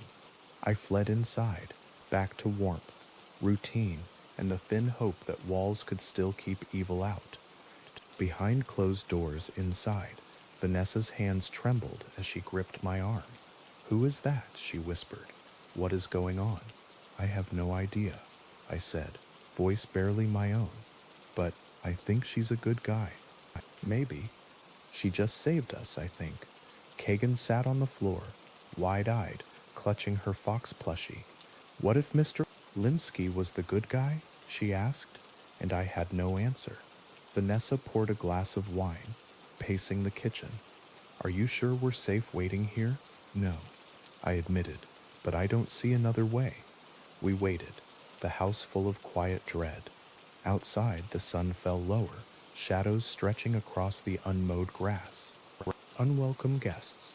20 minutes later, the strangers came, 3 in all, masked and grim, led by the blaster woman, now dressed in Limsky's old jacket. They met me at the door, voices urgent, questions sharp. Did any of you come into contact with any of them? The leader demanded.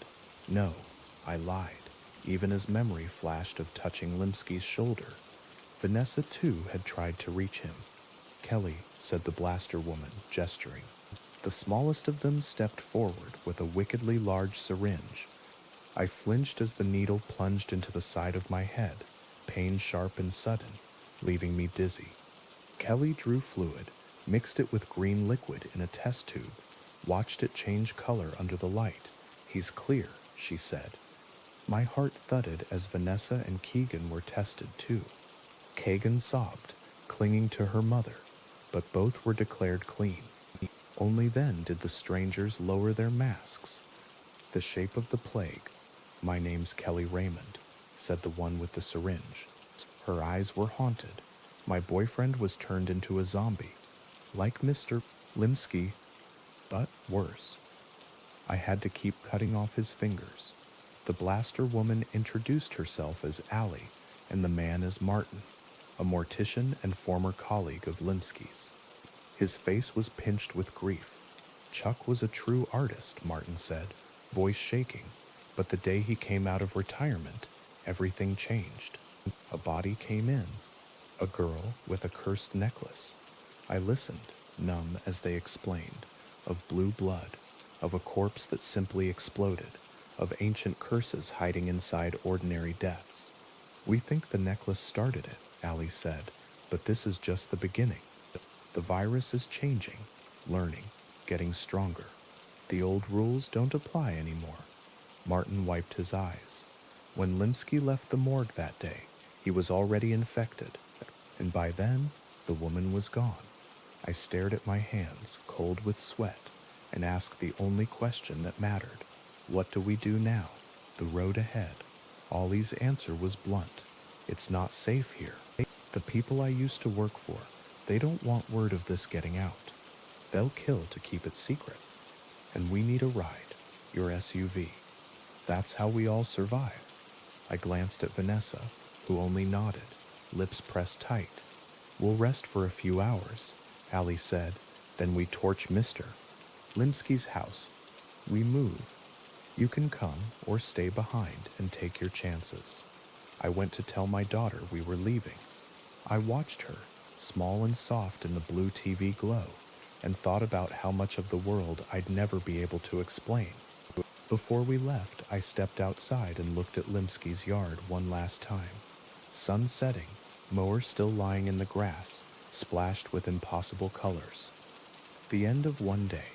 We're on the road now. Allie's driving. I'm not going to say where we're headed. Not now. All I know is that the world we knew is gone. That something ancient and cruel has awoken in the dark beneath our lawns, and behind the eyes of people we thought we knew. If you're hearing this, maybe it means we made it. Maybe there's still hope. But if you see someone mowing their lawn, don't go outside. Don't open the door. Just wait and pray that the sun comes up again. End of story. Here's something that happened not so long ago. Story 5. The Left-Right Game. Part 1. You ever find yourself pulled along by someone else's story, not because they tell it well, but because you can feel somewhere in the spaces between their words that there's something real behind it? That's how it started for me, with Rob Guthard. I remember the first morning sitting at Rob's faded kitchen table, drinking coffee he brewed thick as oil, listening to him drone through 65 years as if he were reading from a grocery list. Birth, marriage, divorce, war, it's all dispatched in 2 sentences or less. But what he lacked in storytelling, his life made up for in pure restless motion. He'd been everything: a farmer, a boat mechanic, a courier, a private detective. He'd been shot at by the mob, nearly arrested in Singapore over chalk, not drugs, as it turned out, and befriended a quiet, ghost-obsessed man named Hiroji Sato in a Japanese jail cell. That's how Rob ended up wandering the forests at the foot of Mount Fuji, Aokigahara, the so-called suicide forest, chasing after the old whispered stories of Yurei, the angry dead. He said he saw something there. Not a person, but something shaped like one. All flickering TV static, missing an arm, drifting through the trees like a secret, trying not to be noticed.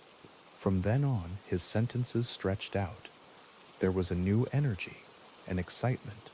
The old man's stories lost their rust. He was alive again, talking about the things you only mention in the quietest corners of the night. That's what led him to the left-right game.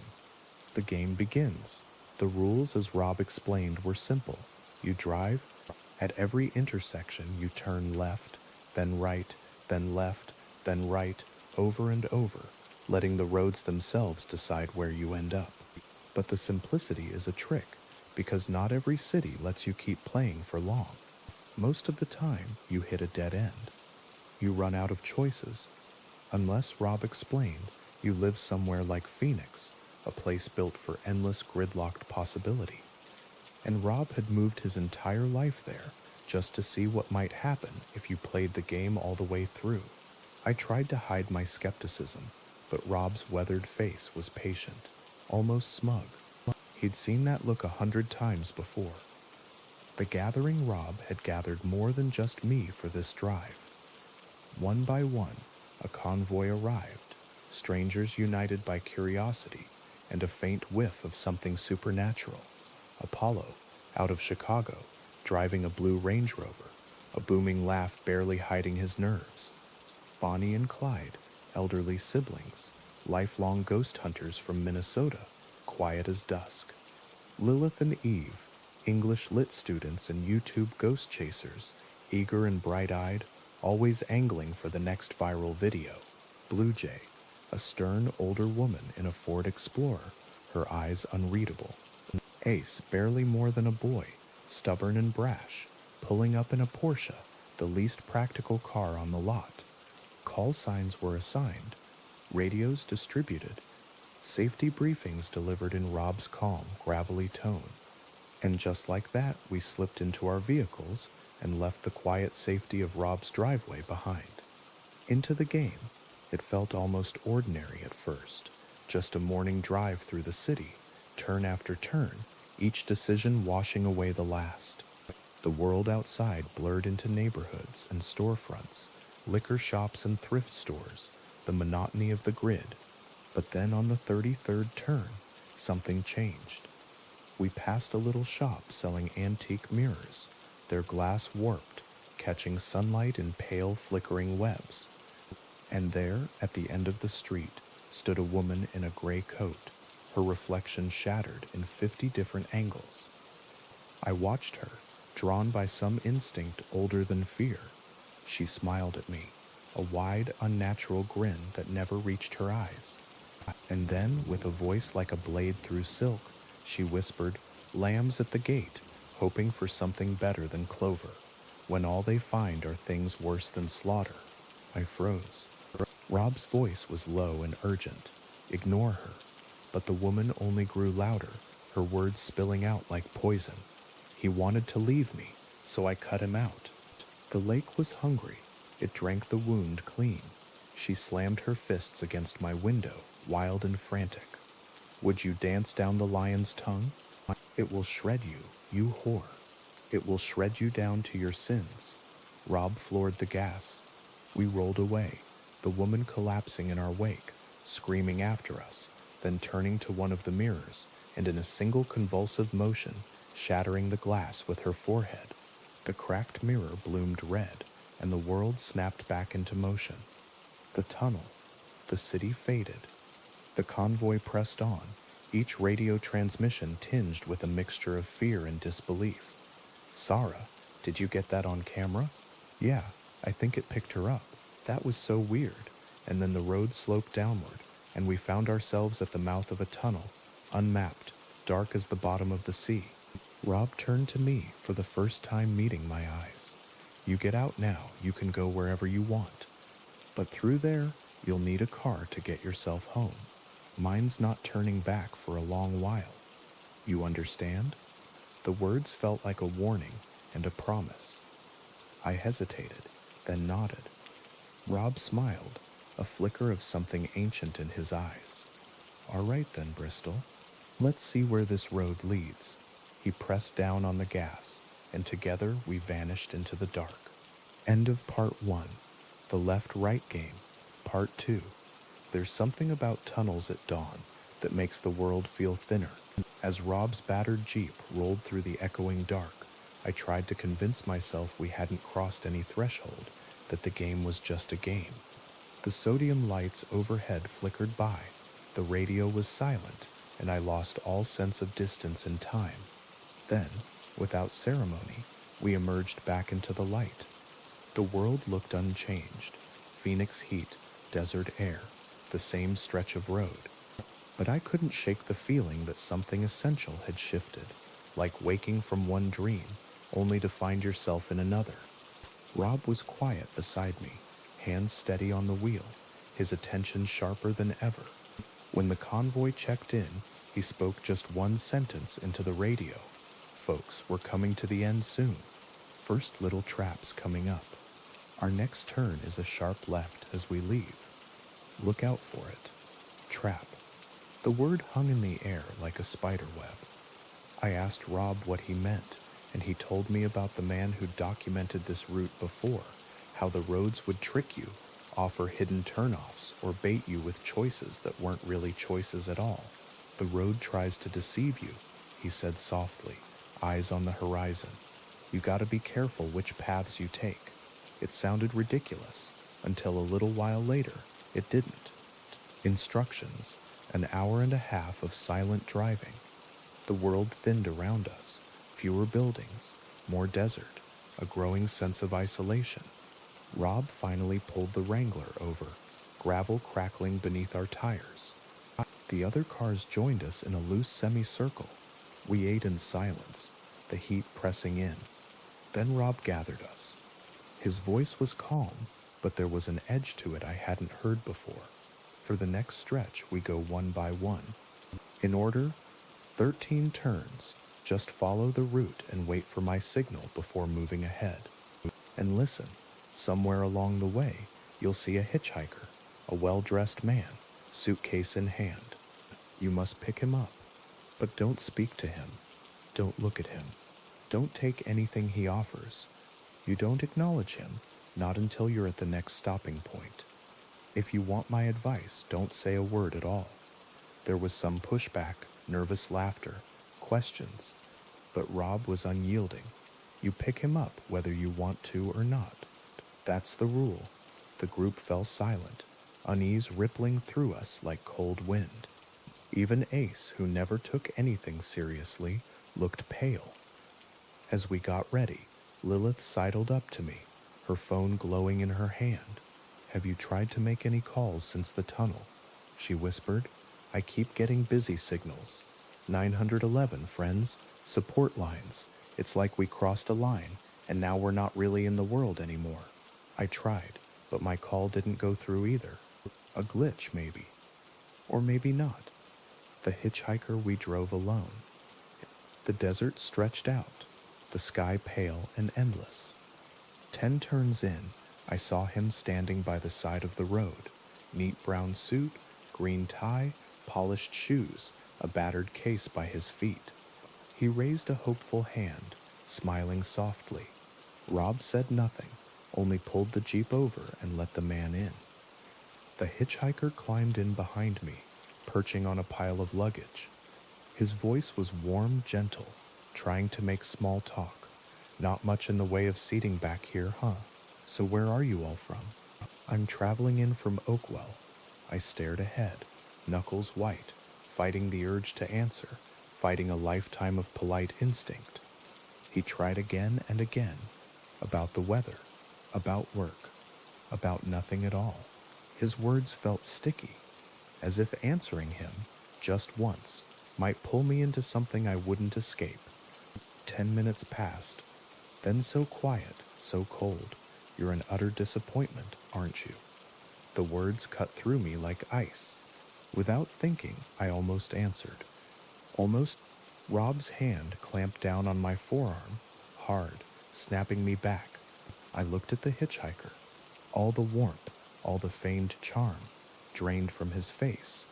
For a moment his eyes glinted, sharp, ancient, patient. "You want to know things? I can tell you everything you never knew about yourself, even those thoughts you didn't know you were thinking." I didn't respond. I couldn't. I stared out the window, watched the white lines flick past, each one a silent warning. The air in the Jeep grew heavier, thicker with something unspoken. Finally, the man tapped Rob on the shoulder, pointed at a random spot. Rob pulled over.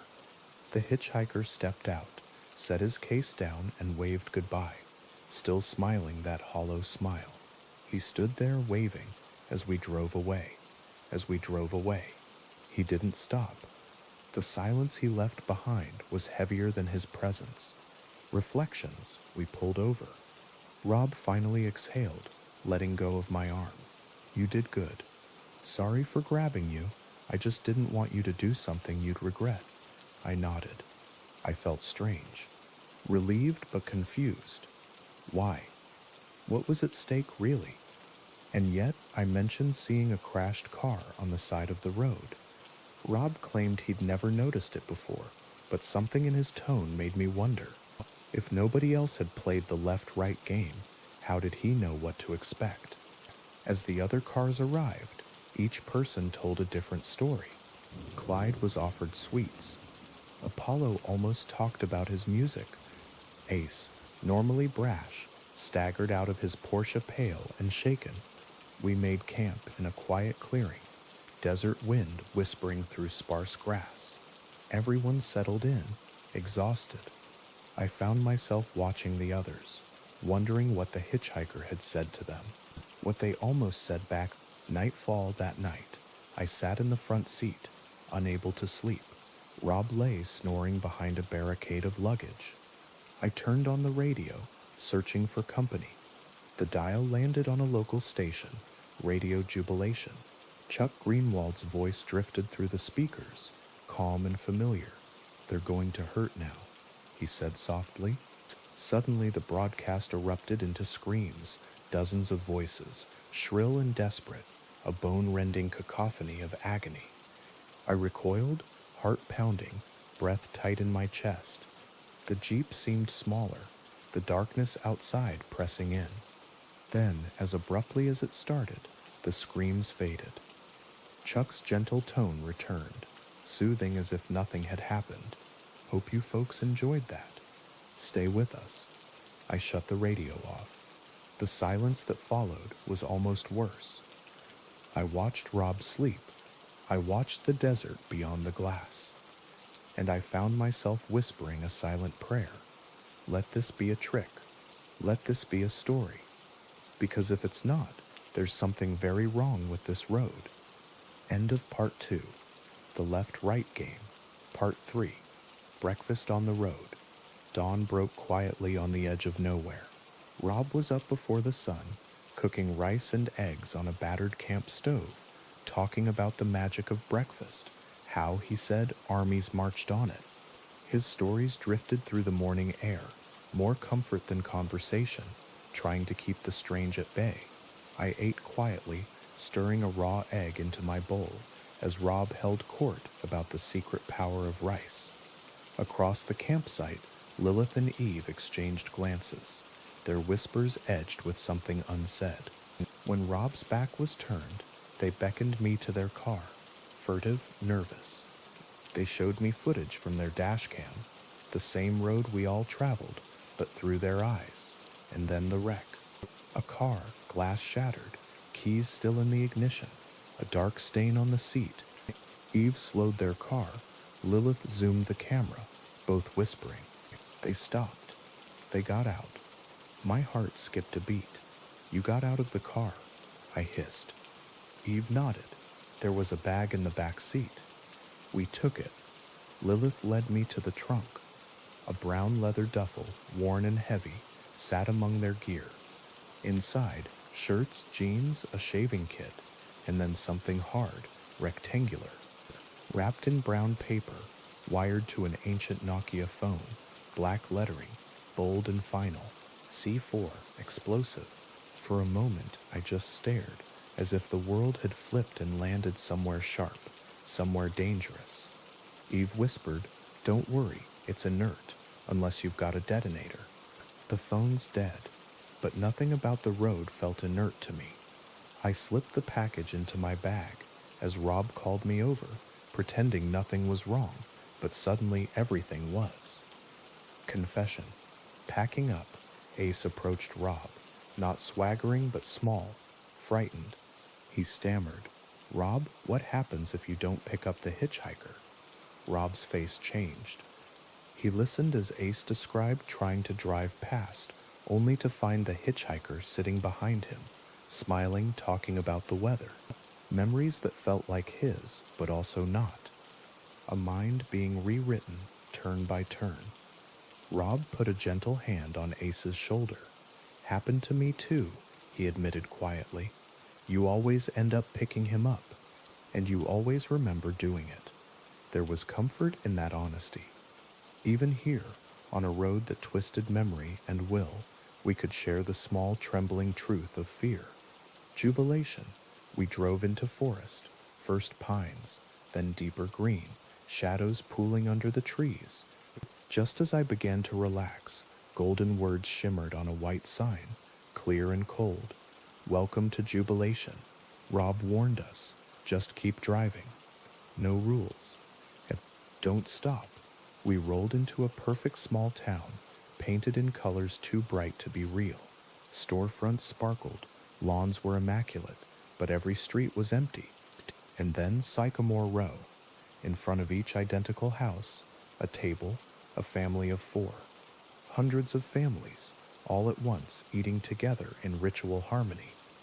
Every face beamed with painted joy, every glass raised in choreographed celebration. But behind every smile was something brittle, something tight. Apollo tried a joke. No one laughed. Down a side street, Acer Road, the scene changed. No tables, no families. Every window smashed, cars wrecked, doors marked with red X's. Shoes and clothing piled in silent heaps. We crept through, afraid to breathe, watched by 1,000 eyes. At the last corner, as we left, I glanced back, and every family on Sycamore Row turned to look at us, their smiles gone. I exhaled only when the forest swallowed the road again. The fallen tree, but dread lingered. Rob slammed the brakes. A pine tree, freshly felled, blocked the road ahead. The marks at its base were too clean, too deliberate. Full reverse, Rob ordered the convoy. We backed up, searching for a gap. Rob found it, a grassy slope, just wide enough. One by one, we slipped off the tarmac, the wheels crunching over pine needles, hearts racing. But something was coming, a distant engine, growing louder. The last car, Ace's Porsche, struggled on the bank, low chassis scraping, tires spinning, and then the truck appeared, white, bearing the words Jubilation Recovery, and two men in blue overalls, faces blank, movements casual. They dragged Ace from his car as Rob shouted, brandishing a hunting rifle. He fired. One mechanic bled but didn't stop. They chained Ace to the truck, silent, methodical. I looked away, but the sounds, the impact, the groans, the gunshots, the whimpering, sank into my bones, trembling there. The truck drove off, dragging Ace behind.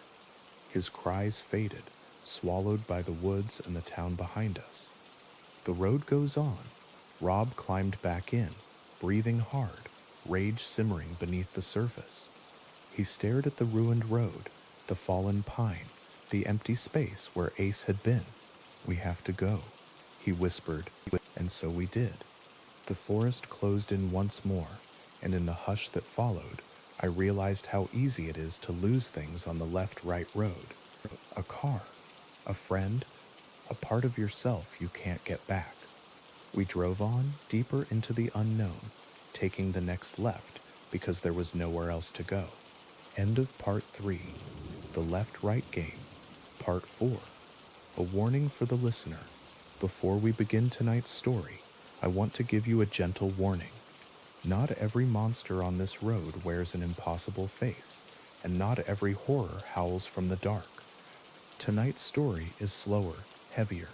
It lingers in the aftermath, in the quiet rifts that open when people are pushed past the edge. Sometimes the most frightening things we find out here are the truths we keep from ourselves. After the loss, we took the next left, but the road ahead felt colder, emptier. Rob's hands were locked tight on the wheel, his face turned to some distant place I couldn't reach. The convoy crawled behind us, the usual formation scattered and broken, every car a little lost in its own orbit. The silence pressed in, thick as fog. When I finally spoke into the radio, my voice was thin, brittle. "We're back on the road. Stay in formation. Just keep moving." Lilith's voice cut through, sharp with panic. "Where's Ace?" And I just couldn't say it. The words sat behind glass in my throat, locked away. We drove for hours through golden fields, the forest thinning, the landscape unraveling into soft waves of corn and grass. But nothing could touch the weight we carried. Facing the group, we stopped for the night beneath apple trees, the sky burning orange and then fading to the color of old bruise. I stepped out to meet the others, my legs shaky, my heart thrumming with dread. Everyone was waiting, silent, eyes hollow. Apollo asked first, "Did Ace turn back?" I looked into his eyes, searching for a lie that could spare them, or at least spare me. But they deserved the truth, as ugly as it was. No, they took him. The tow truck, he didn't make it. Rob stepped forward, his voice flat, resigned. "He's dead." They took him back to Jubilation. The way they were treating him, he won't last long. Bonnie gasped. Eve turned pale. Lilith, trembling, whispered, "We have to go back." But Rob shook his head, a grim finality in his voice. "That ain't gonna happen. The kid's dead, Apollo." Lilith pressed on, desperate. "He was alive when you saw him. At what point did you decide he was dead?" Rob's reply was a knife. "When I saw him being carried away with a tow hook sticking out of his mouth." God damn it. The words landed heavy, painting pictures none of us could bear to see. Doubt and division, And then, through the raw silence, Blue Jay began to laugh. Not kindly, but cruel and jagged. You call yourself a journalist, she sneered at me. You close your eyes for magic tricks too? The left-right game is a scam. Ace is an actor. All of this, jubilation, the hitchhiker, the road, it's a farce. Her words set the group on edge. Lilith fired back. Have you noticed we're the only cars on this road for days? Did Rob hire a whole town too? That would be impossible. Blue Jay's voice dripped with scorn. But a magic road, that's believable? I tried to protest, but found myself caught between doubt and faith. How far had I come from the skeptic I'd been at the start, Anasinkian Kinterik? I didn't know what was real anymore, only that fear had changed us all. Then Rob, stone-faced, looked Blue Jay in the eye. It's true. I know who you are, Denise. The name swept through the group like a chill wind. Denise Carver, the professional skeptic, the debunker. She had come to disprove, to expose. Rob admitted it calmly. That's why I brought you along. What can happen here? And then a softer voice, Eve trembling. Can we die here, Rob? He didn't flinch. It's possible. The roads never killed anyone, not as long as everyone followed the rules. Lilith hurt and angry. You didn't tell us this was life and death. Rob looked her in the eyes. If you chase ghosts and monsters, you have to accept risk. You did it for stories and videos, and you took the risk without even thinking. Now when something happens, you can't act like you weren't warned. The group grew quiet, the fire of their anger smoldering to ash. Apollo, soft and uncertain. Do we turn around now? Rob shook his head. I won't make that call for you. If you leave, go at dawn. Space out, one by one. Maybe there's a limit to what this road allows. Maybe too many of us, and it pushes back. We all stood there, uncertain, lost. None of us quite knew what kind of story we were in anymore. Night wanderings. That night, as the group huddled in uneasy silence, I slipped away to the apple grove, clutching the C4 we'd found, the detonator now charged and humming with possibility. Out in the fields, I searched the phone's memory, trying to untangle some meaning from its cryptic traces. A single message from a stranger. Please don't do this, Rob. And as I stood, the world exploded with a voice, loud everywhere at once, the corn shivering with its force. I've watched you questioning. I fled back to camp, breathless, clutching the explosive, the secrets, the fear. A final whisper. When I finally let myself collapse against the side of the Wrangler, the tears came. Quiet, necessary tears. Not for Ace alone, but for all the versions of ourselves we'd lost on this road. Bonnie found me, gentle and kind. Are you all right, honey? I shook my head, grateful for her small comfort. She told me her name, Linda. I told her mine, Alice. She smiled. Everything will be all right once we get to Wintry Bay. Her words echoed strangely, as if they belonged to someone else, or somewhere else. I watched her walk away, the shadows long behind her. Inside the car, I typed my notes, fighting sleep and suspicion, wondering who was Bonnie. Really? Who were any of us? In the dark, I tried to believe that tomorrow would be easier. But a voice deep inside, quiet as the turning road, whispered, that may depend on which way you turn. End of Part 4. The Left-Right Game. Part 5. A morning that doesn't change. Morning slips over the convoy, pale and indifferent. But nothing feels new. The long bruised night has failed to draw a line between what was and what is. We stir oatmeal, pour stale coffee, and pretend the world has shifted, but really it hasn't. Fear and anger lie coiled in every glance. Grief clings to our clothes like a chill. Lilith and Eve sit cross-legged on a ground sheet, silent in their own separate storms. Apollo tries to spark laughter with Bonnie and Clyde, but their smiles feel worn, practiced. Blue Jay hasn't left her car, eyes sharp and distant behind the glass. Rob busies himself with breakfast and fuel, the ritual a shield against emotion. I recognize it. His coping looks a lot like mine. Confessions beneath the apple trees. When I pull Clyde aside for an interview, I sense how fragile all our secrets have become. We chat about childhood, about why he and Bonnie chose those old outlaw names. He smiles, remembering a wild story about Bonnie pretending to rob an ice cream parlor. But I have another question. Bonnie talked to the hitchhiker. I see the panic ripple across Clyde's face. In a quiet, shameful exchange, he admits it. Bonnie, brought over beneath the trees, confesses as well. She only said 2 words, "Bless you," but the rules are as brittle as glass on this road.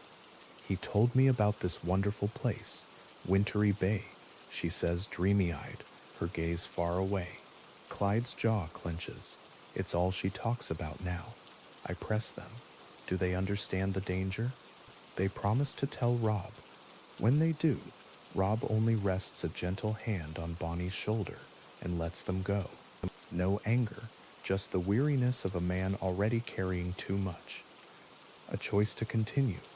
Rob gathers us all for a morning address. If you want to turn back, I understand. But if you're going forward, stay sharp, follow the rules, and stick together. One by one, everyone raises their hand. No one turns back. Even after everything, Ace, the loss, the fear, we all choose the road. Maybe we're searching for something. Maybe we're running from something else. The road, strange and changing. The world outside rolls by, endless cornfields, the air humming with sunlight and pollen. But the rules are shifting, subtly. Food stretches farther.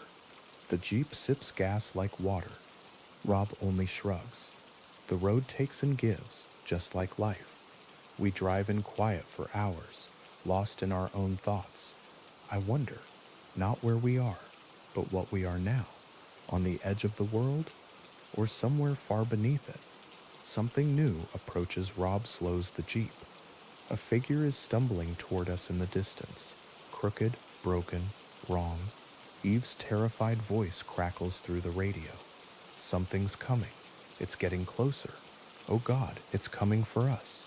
The tension explodes. Eve panics, swerves out of line, speeds past us down the road, her friend screaming for her to stop. We see the figure more clearly now, its face hollowed out, caved in like someone had sliced away the front of its skull, arms bent at impossible angles, limping, relentless, moving with purpose and no sound. Rob raises his rifle, fires. The bullet lands, but the figure never falters. It passes us by, doesn't see us, or doesn't care. As it stumbles down the road, I realize its clothes, its walk, they match the ones found in the duffel bag, the same man who built the bomb, the one who crashed on this road. On impulse, I call the mysterious number from the Nokia. The creature's silent walk is interrupted by a distant, muffled ringtone. I hang up, heart pounding, hoping it doesn't turn around. It doesn't. The road takes hold suddenly. Eve screams, her boot is sinking into the road, the tarmac stretching, elastic, hungry. She pulls her foot free, leaving her boot behind, but the car itself is now trapped, the tires, the frame, sinking into the earth. Panic spreads. Rob shouts for them to get on the roof. I beg them to move. Lilith scrambles up, reaching for Eve, yanking her to safety as the car continues to sink, dark asphalt swallowing metal, glass, and memory. Rob tries to save them, throws a rope, but the road pulls it under, claiming everything that touches it.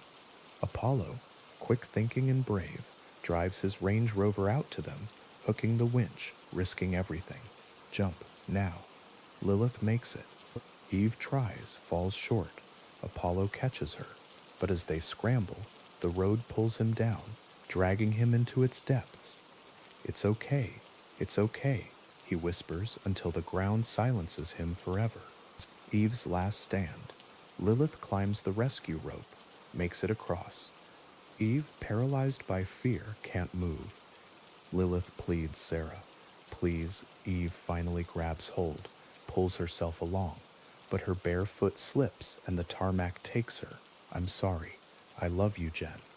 Her voice is muffled as the asphalt covers her face, swallowing her words, her breath, her eyes fixed on Lilith until the very end. Aftermath. The convoy is silent. Lilith's grief splits the air, a howl of agony. Rob stands motionless, lost for words.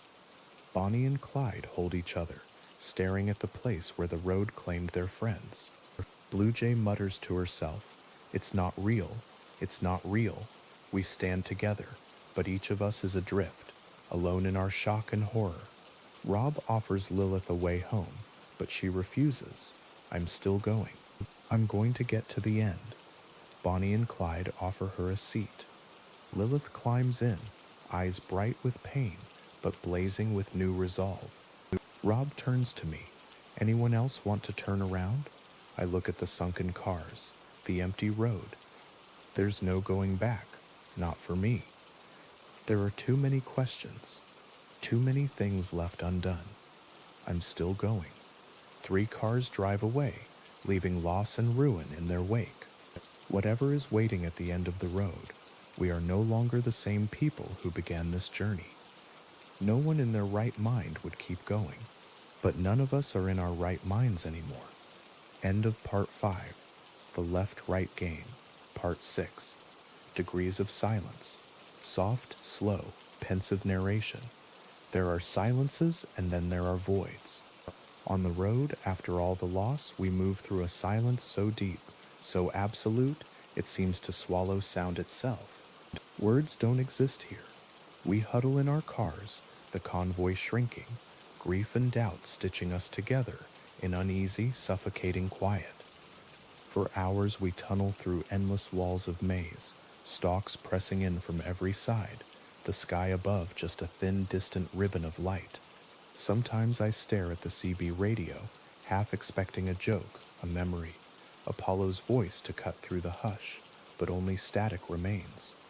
So I work, listening to old interviews, Apollo's easy laughter, Eve's excited plans, haunted now by what came next. And as the sky fades to orange, I hear the voice of the hitchhiker again, that encounter replaying in my ears. Something odd in Rob's voice catches me. He's been here before, or for far longer than I ever guessed. The secrets pile up, and so do the questions. The edge of the world, we pull off the road into a broad green field. The horizon seems to end just beyond the car's nose. I step out, feeling the ground fall away. A cliff sheer and impossible drops hundreds of feet below, the cornfields at its base stretching into infinity. I stand, wind-stung, staring out over a golden ocean. Where does it end? Or does it ever? A scream snaps me back. Lilith has Blue Jay pinned against the Jeep, fury boiling over. Rob pulls her off, his strength almost frightening. Everyone is on edge, anger and guilt mixing until nothing feels real. Broken people. Later I find Lilith alone on the grass, overlooking the impossible drop. She's crying, not just for Eve, but for herself, for the impossible decisions, for the weight she carries. She followed me everywhere. I dragged her here. She couldn't swim, and I pushed her in the deep end. Her voice shakes. I listen, unsure how to comfort a soul being crushed by the past. We sit together, sharing warm beers from Apollo's bag, raising our cans in a sad, gentle toast to his memory. We talk about old friends, jokes, college parties, a sweetness under the sorrow, a rare pocket of warmth on a cold, unforgiving night. Rules and lies, morning brings only routine. Efficient, wordless, numb. We move like machines now, lining up, following the rules, haunted by the consequences of straying. Food goes uneaten. Hunger doesn't come anymore. On the road I press Rob for answers. How much farther? How much remains uncharted? Rob is vague. Not long now. The road's kicking back, harder than ever. Then confusion. At a quiet junction, Rob turns left. Bonnie insists it's wrong, that we should turn back, her voice trembling, desperate. We pull over. Clyde finally confesses. Bonnie talked to the hitchhiker. They hid it from Rob, lied to protect themselves, to protect the dream of seeing Wintry Bay, the place the hitchhiker promised. Rob is furious.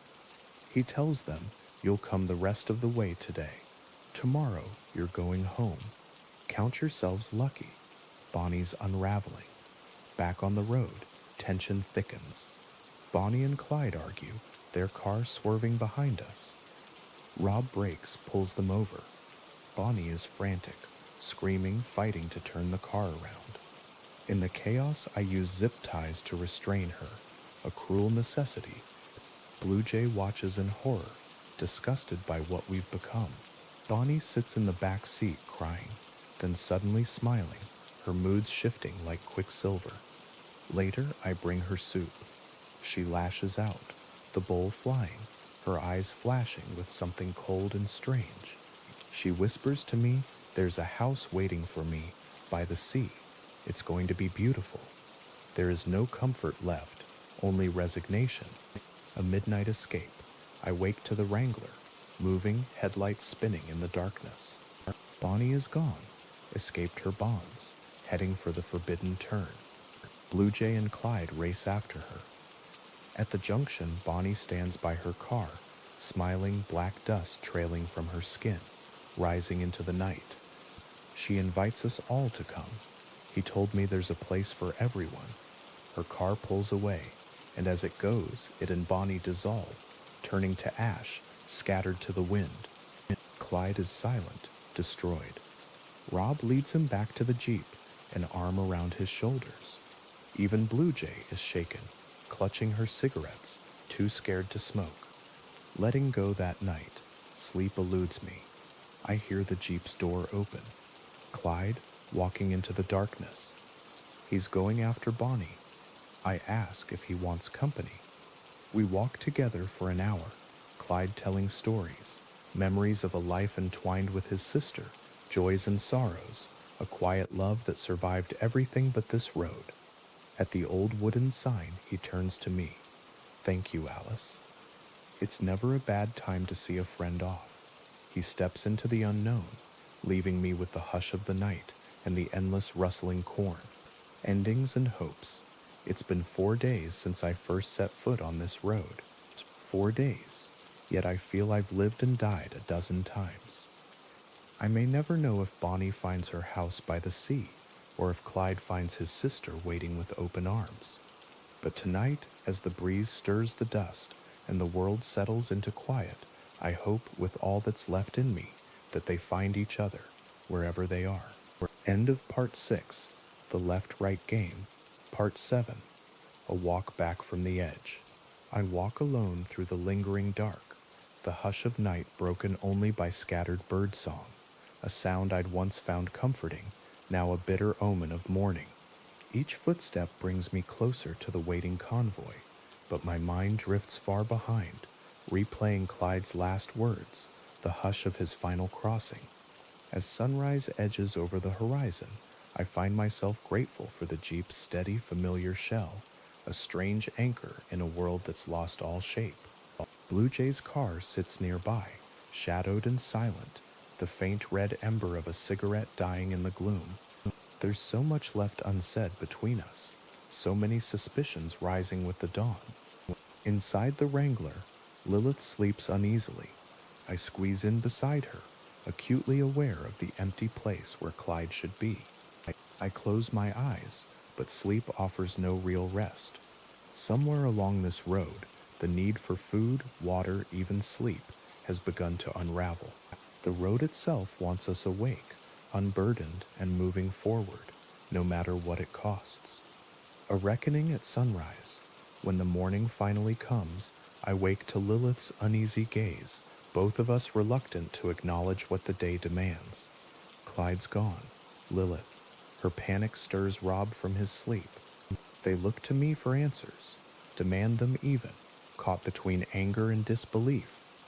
Rob wants to chase after Clyde, desperate for one more chance, but I can only shake my head. It's too late. Clyde is already gone, and I was with him at the end. Accusations rise like smoke. Lilith rages at my choice, furious that I let him go, that I didn't stop him as we did Bonnie. The guilt stings, but I know in my heart there was no stopping him. Clyde had made his choice, and I only walked beside him for a while. Rob's anger softens to sorrow. Are you sure there was nothing we could do? I search my memory for any crack in Clyde's resolve, any sign that hope could have reached him. But the memory remains, a gentle, impossible peace on Clyde's face. There wasn't. The conversation ends, but the hurt lingers, hanging over us like a shroud. Suspicions and threats, Blue Jay appears, as if summoned by the tension. Her gaze is sharp, her voice thick with venom. I know what you did. She accuses me of driving Clyde away, of playing some cruel game. I try to reason with her to pierce the wall of paranoia that's grown between us, but she only doubles down. Her mind has closed itself off, shutting out the truth in favor of a simpler, safer fiction. If you try anything with me, I will. Killed you. A bitter smile. She can't believe what she's seen, so she blames those who remain. Into the unknown woods, we eat a silent breakfast, just 3 chairs filled, the others haunting us with their absence. The day's drive leads us into the forest, a cathedral of tangled branches and shifting shadows.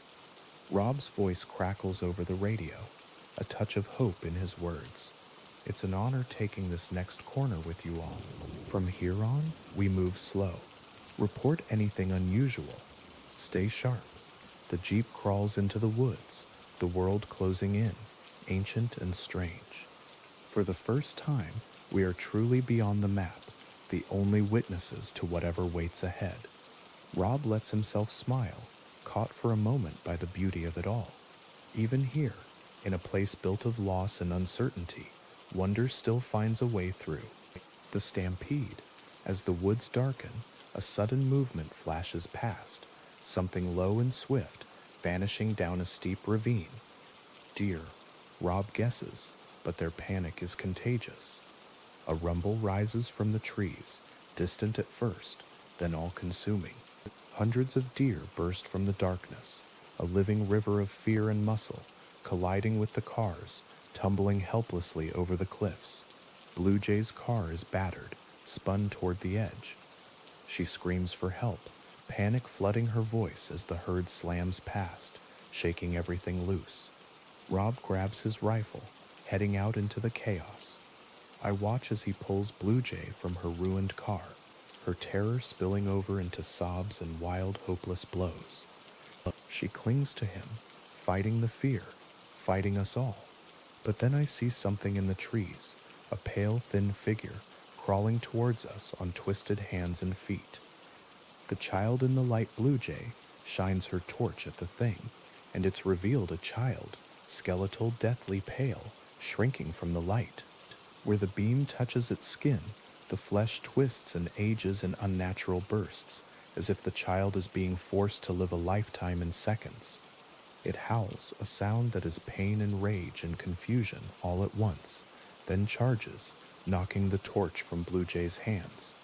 Rob tries to shield Blue Jay, but the child grabs her ankle, dragging her toward the trees.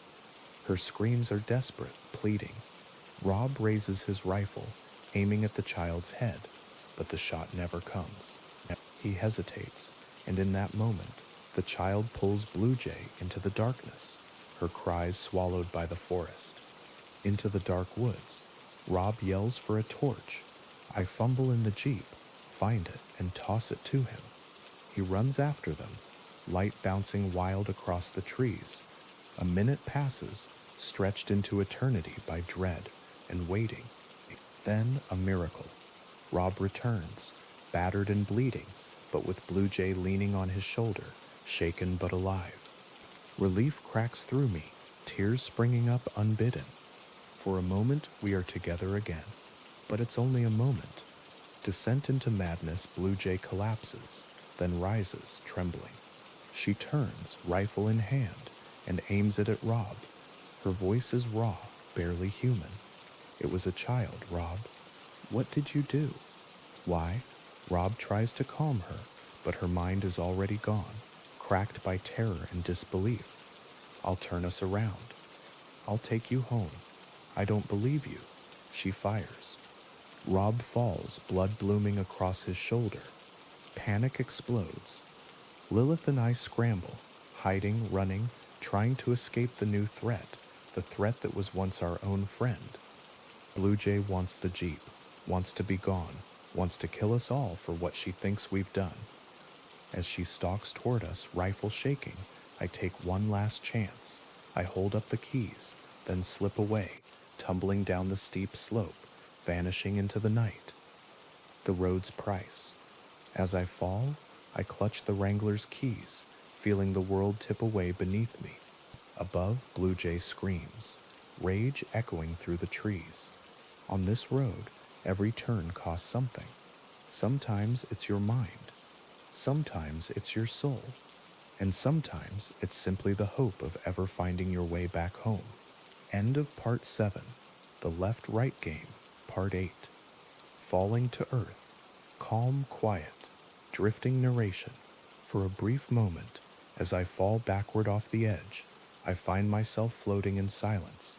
Above me, the endless firmament, stars swirling in perfect detachment from the chaos below. Even in this, there is beauty, a single second of respite before I am hurled back down to earth. The world returns in violence, a tumble, a blur, the sting of nettles, the ache of rock. My body scrapes, rolls, bounces helplessly through the undergrowth, gravity dragging me down toward the valley floor. All around me, the broken bodies of deer lie scattered, their hollow cries echoing in the night creatures as lost as I am. I land hard, gasping, battered, but alive. Above, the torchlight of my pursuer searches the hillside, a restless predatory beam. Blue Jay is hunting. Desperation and rain pinned against the rock wall, I struggle to catch my breath, heart pounding as I scan my options. I need to get back to Rob. I need to save Lilith. Most of all, I need a way to call for help. But my radio is gone, lost somewhere on the slope. The only hope is Blue Jay's transceiver, still docked in her ruined car, perched precariously above me on the hill. And so I climb, boots slipping in the mud as the rain begins to fall, a cold, steady drumbeat on leaves and skin, turning soil to slick, treacherous clay. My hands burn with effort. My arms shake with exhaustion. Above, the torch sweeps back and forth, relentless, waiting for the slightest slip. A final desperate leap, a twisted root, a surge of pain. I pull myself over the edge, breathless, exposed, scrambling through wet grass toward the battered car. A game of shadows. Blue Jay's light catches me in the act, freezing me in its harsh glare. For an instant, we are locked. Me, arm deep through a broken windshield, reaching for salvation, her triumphant rifle at the ready. I wrench the walkie free, glass biting into my skin. A bullet cracks the air, missing by inches. I tumble, half sliding, half falling, battered to the valley floor once more. I raise the transceiver with shaking hands. Bristol to Lilith. Do you copy? No answer. Just the steady, unfeeling rain and the dull ache of despair. Minutes tick by. My voice grows smaller, hope shrinking with every silent second. Until Alice, are you there? Lilith's voice crackles through, distant but alive. Relief floods my tired limbs, just enough to pull myself upright, just enough to keep going. No longer alone. Betrayal by radio. I creep back through the woods, moving in shadows, every step watched. But the Wrangler is empty. Blue Jay and Rob gone. A shiver of dread prickles my skin. And then, the awful realization. The CB radio, Rob's still powered, still listening on all frequencies. Blue Jay has heard everything. She knows where we are. Her voice comes cold, triumphant. Bring me my key, Alice. And in the background, Lilith's stifled sobs, a faint thread of hope stretched to breaking. The standoff, I find them in a wide clearing, the world washed pale by rain. Blue Jay stands at the center, hands locked tight around the rifle, Lilith kneeling, wrists bound, eyes wet with pain and fury. Every move is watched, measured. The rifle never wavers. I plead with Blue Jay, beg her to take Lilith home, to let her go, to choose mercy over madness. But Blue Jay only sees betrayal, only hears lies. Hand over the keys, Alice. I toss her my bag, and in that fleeting distraction, Lilith snaps the cable tie and attacks, desperate for freedom. The world unspools in slow motion, a struggle, a shout, the rifle swinging down. A shot, thunderous and final. Lilith crumples, blood blooming on her shirt. My voice cracks, helpless. What have you done? Blue Jay backs away, reloading, the storm in her eyes outlasting even the rain. I run for cover as bullets split the air, mud flying beneath my feet. You did this? You're the monster. Her voice is wild, lost madness, twisted by grief and fear. My hand closes around something in my pocket, a single desperate plan. The last betrayal. You know what, Blue Jay? I believe you. A faint ringtone, a flash, a bang. When the smoke clears, Blue Jay lies broken, her body torn by the blast of the C4 I had hidden in the bag. Her eyes fill with confusion, then disbelief, then silence. I don't look back. Lilith's last breath. I stumble to Lilith's side, take her hand. Her grip is weak, eyes fluttering. Stay with me, Jen. Please, we'll get out of here. We'll go to Roswell. In the spring. Once you're better, she smiles, gentle and knowing. I wish we could have been friends for longer. Her eyes drift closed, and with her final breath, the world grows colder, emptier. I lay her hand on the wet earth, heart heavy, soul numb.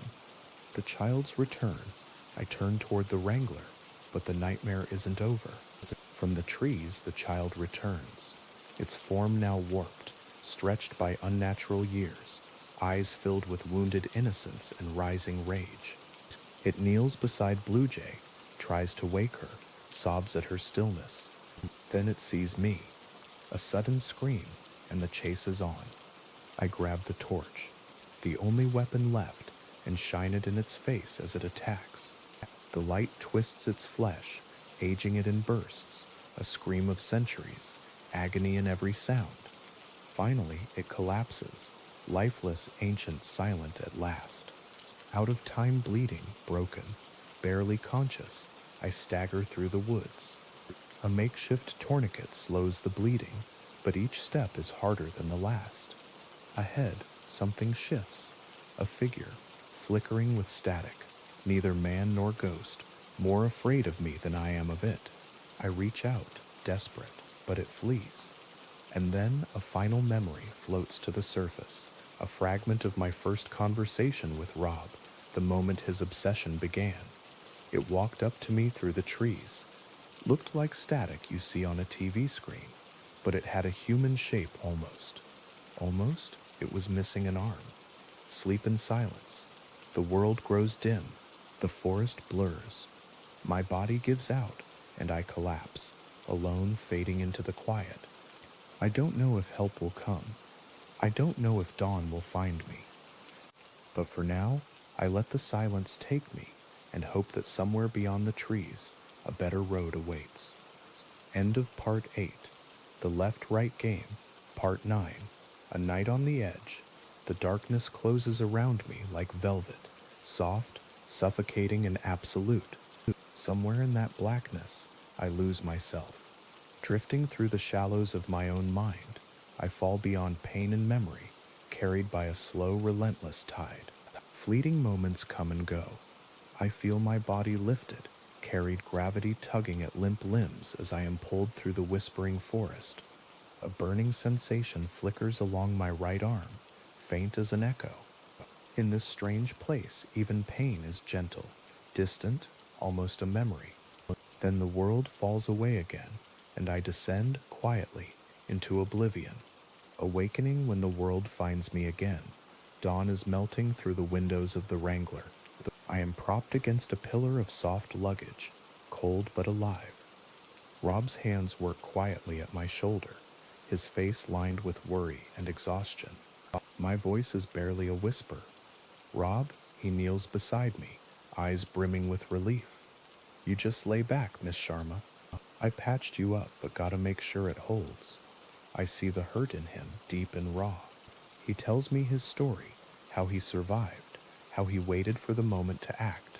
I am too tired for fear, too hollow for shock. I only feel the comfort of his presence and the flicker of warmth in his words.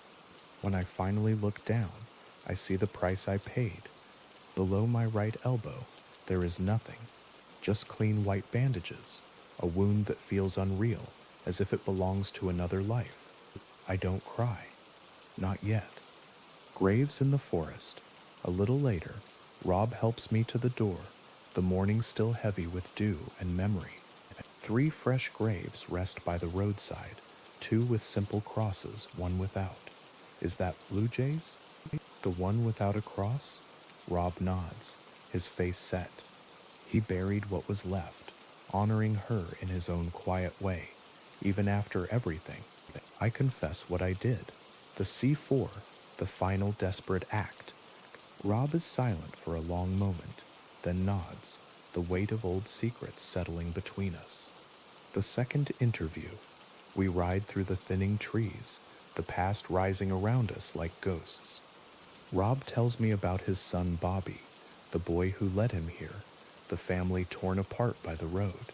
It was Bobby who found the rules, who mapped the road with his wife, who lost her on the 34th turn and never got her back.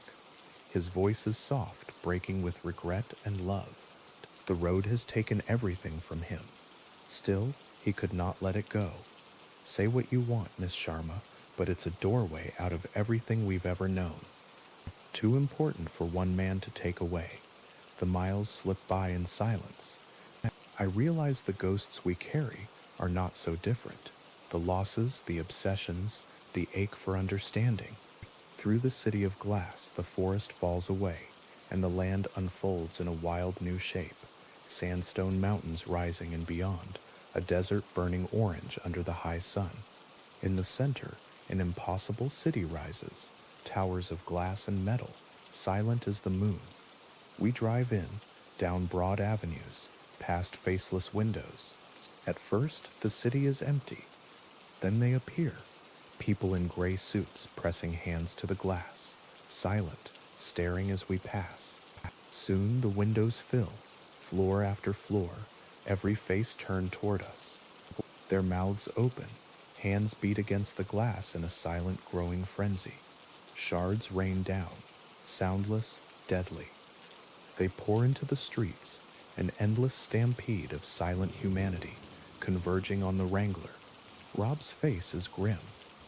We race through the labyrinth, each turn bringing new crowds, new windows breaking. The silence is monstrous, the only sound our own engine, our own pounding hearts. I have a sudden certainty. We need to give them something louder than us. Rob throws a jerry can behind, igniting a brief, roaring fire. At once, the crowd peels away, drawn to the sound and fury of the flames, tearing at the fire as if it holds the secret to the world. We hide in the hush, stranded in the middle of a grieving, desperate city. Rest and memory time drifts, slow and thick as syrup. I lean against Rob, my missing arm aching with phantom pain. He gives me pills, reassures me. He's seen war. He's seen men lose themselves and their limbs. The end of the road is just wherever you decide to stop. I don't want it to end. Not yet. I rest my head on his shoulder, letting the hush of sleep overtake me. A goodbye. I wake at sunset, alone. Rob is gone. A note waits for me. Channel 1 to all cars. Hands trembling, I plug my headphones into the CB radio. Rob?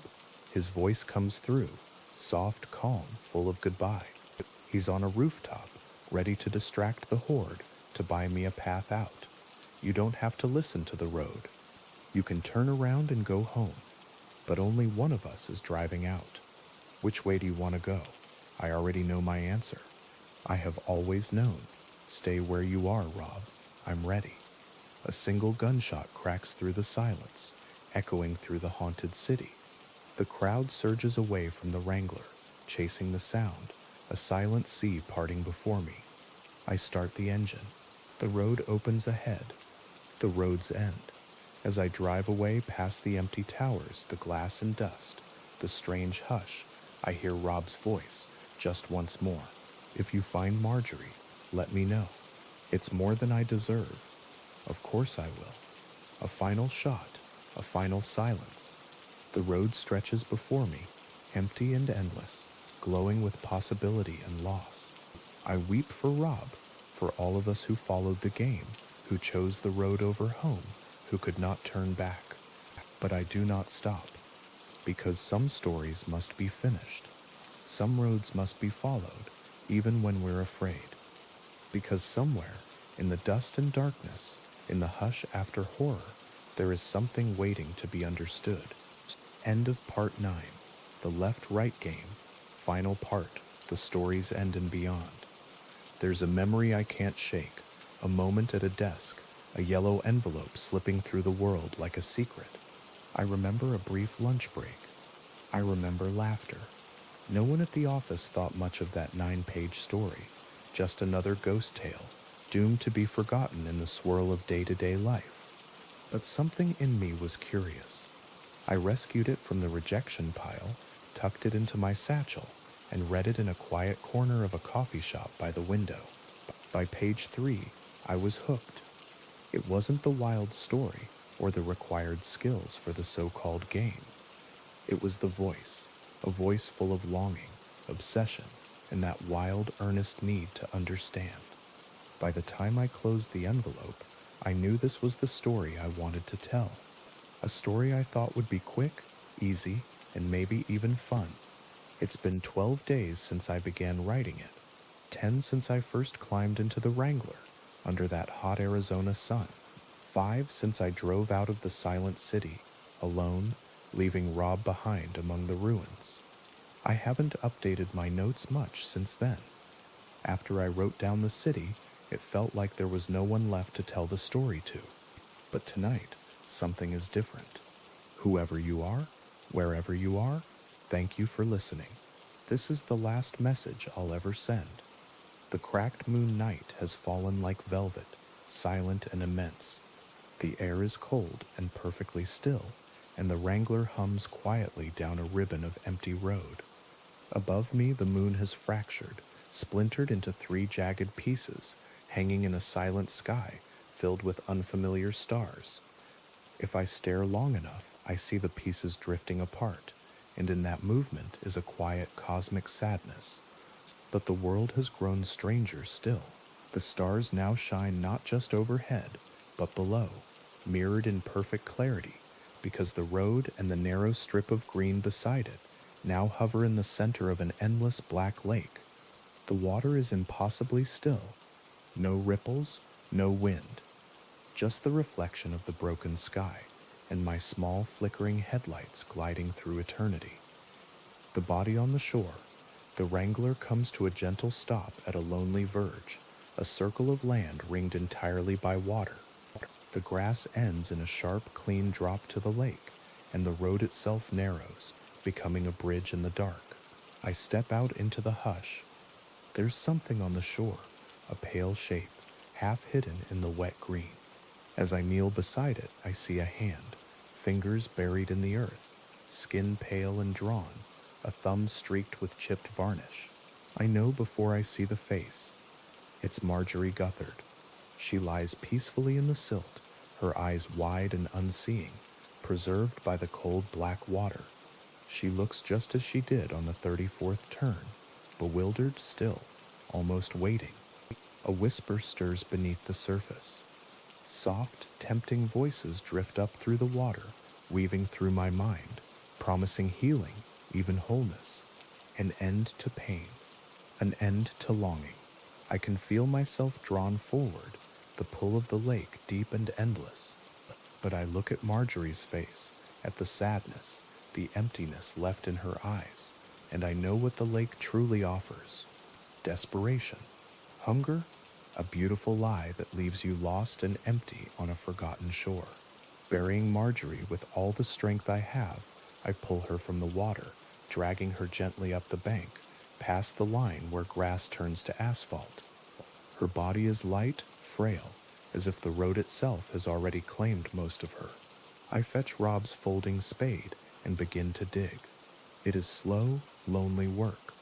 Every shovel aches. The dirt is cold, stubborn, unyielding. When at last I lower her into the grave, her arms fold limply, her face turns to the stars for the final time.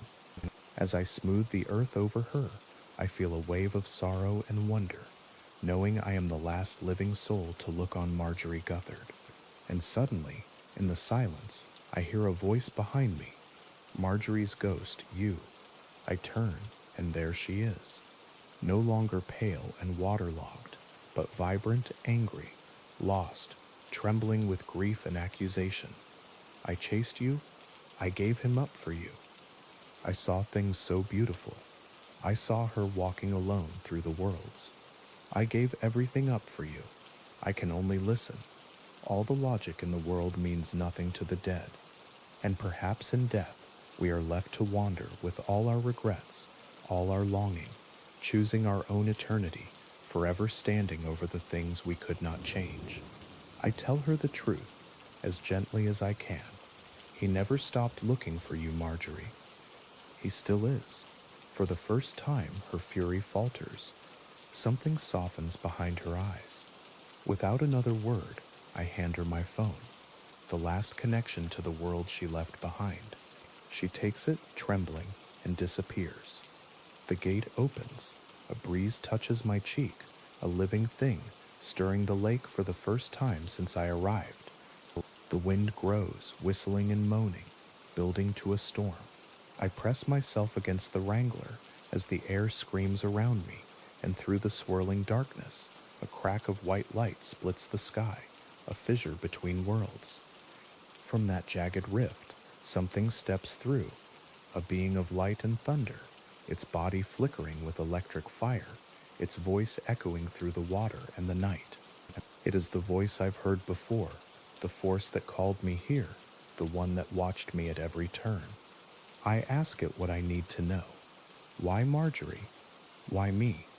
Why bring us to this road? Its answers are terrible and kind, impersonal and profound. Because across all humanity, you are the one who makes it the furthest. Because you will discover truths no one else can. Because you already chose this, long before you understood the cost. I plead for a reason, for meaning, for justice, but the being answers only with the inevitability of fate and the immensity of things I cannot comprehend. There are forces greater than your understanding. My actions were necessary. You will carry on. You already made your choice. Goodbyes. Can I say goodbye? It says nothing, but a gentle hum fills the air. My laptop blinks to life. My email client waiting. One last message to the world. I write to Rob. I'm sorry for everything and grateful for all you gave me. To my family, I love you even if I can't come home. To you, the one reading this, I wish we could have been friends for longer. There is nothing left but the road, and the road is all there is. The endless road. So this is how it ends.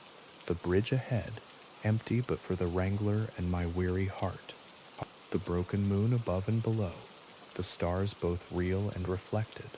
I climb back into the car, wrap my hand around the wheel, and start the engine one last time. Take a left, then the next right, then another left, and keep going. Through worlds, through time, through loneliness and wonder and fear, until all that's left is the road, and the drive, and the hope that somewhere, someday, I might finally find home. End of the left-right game.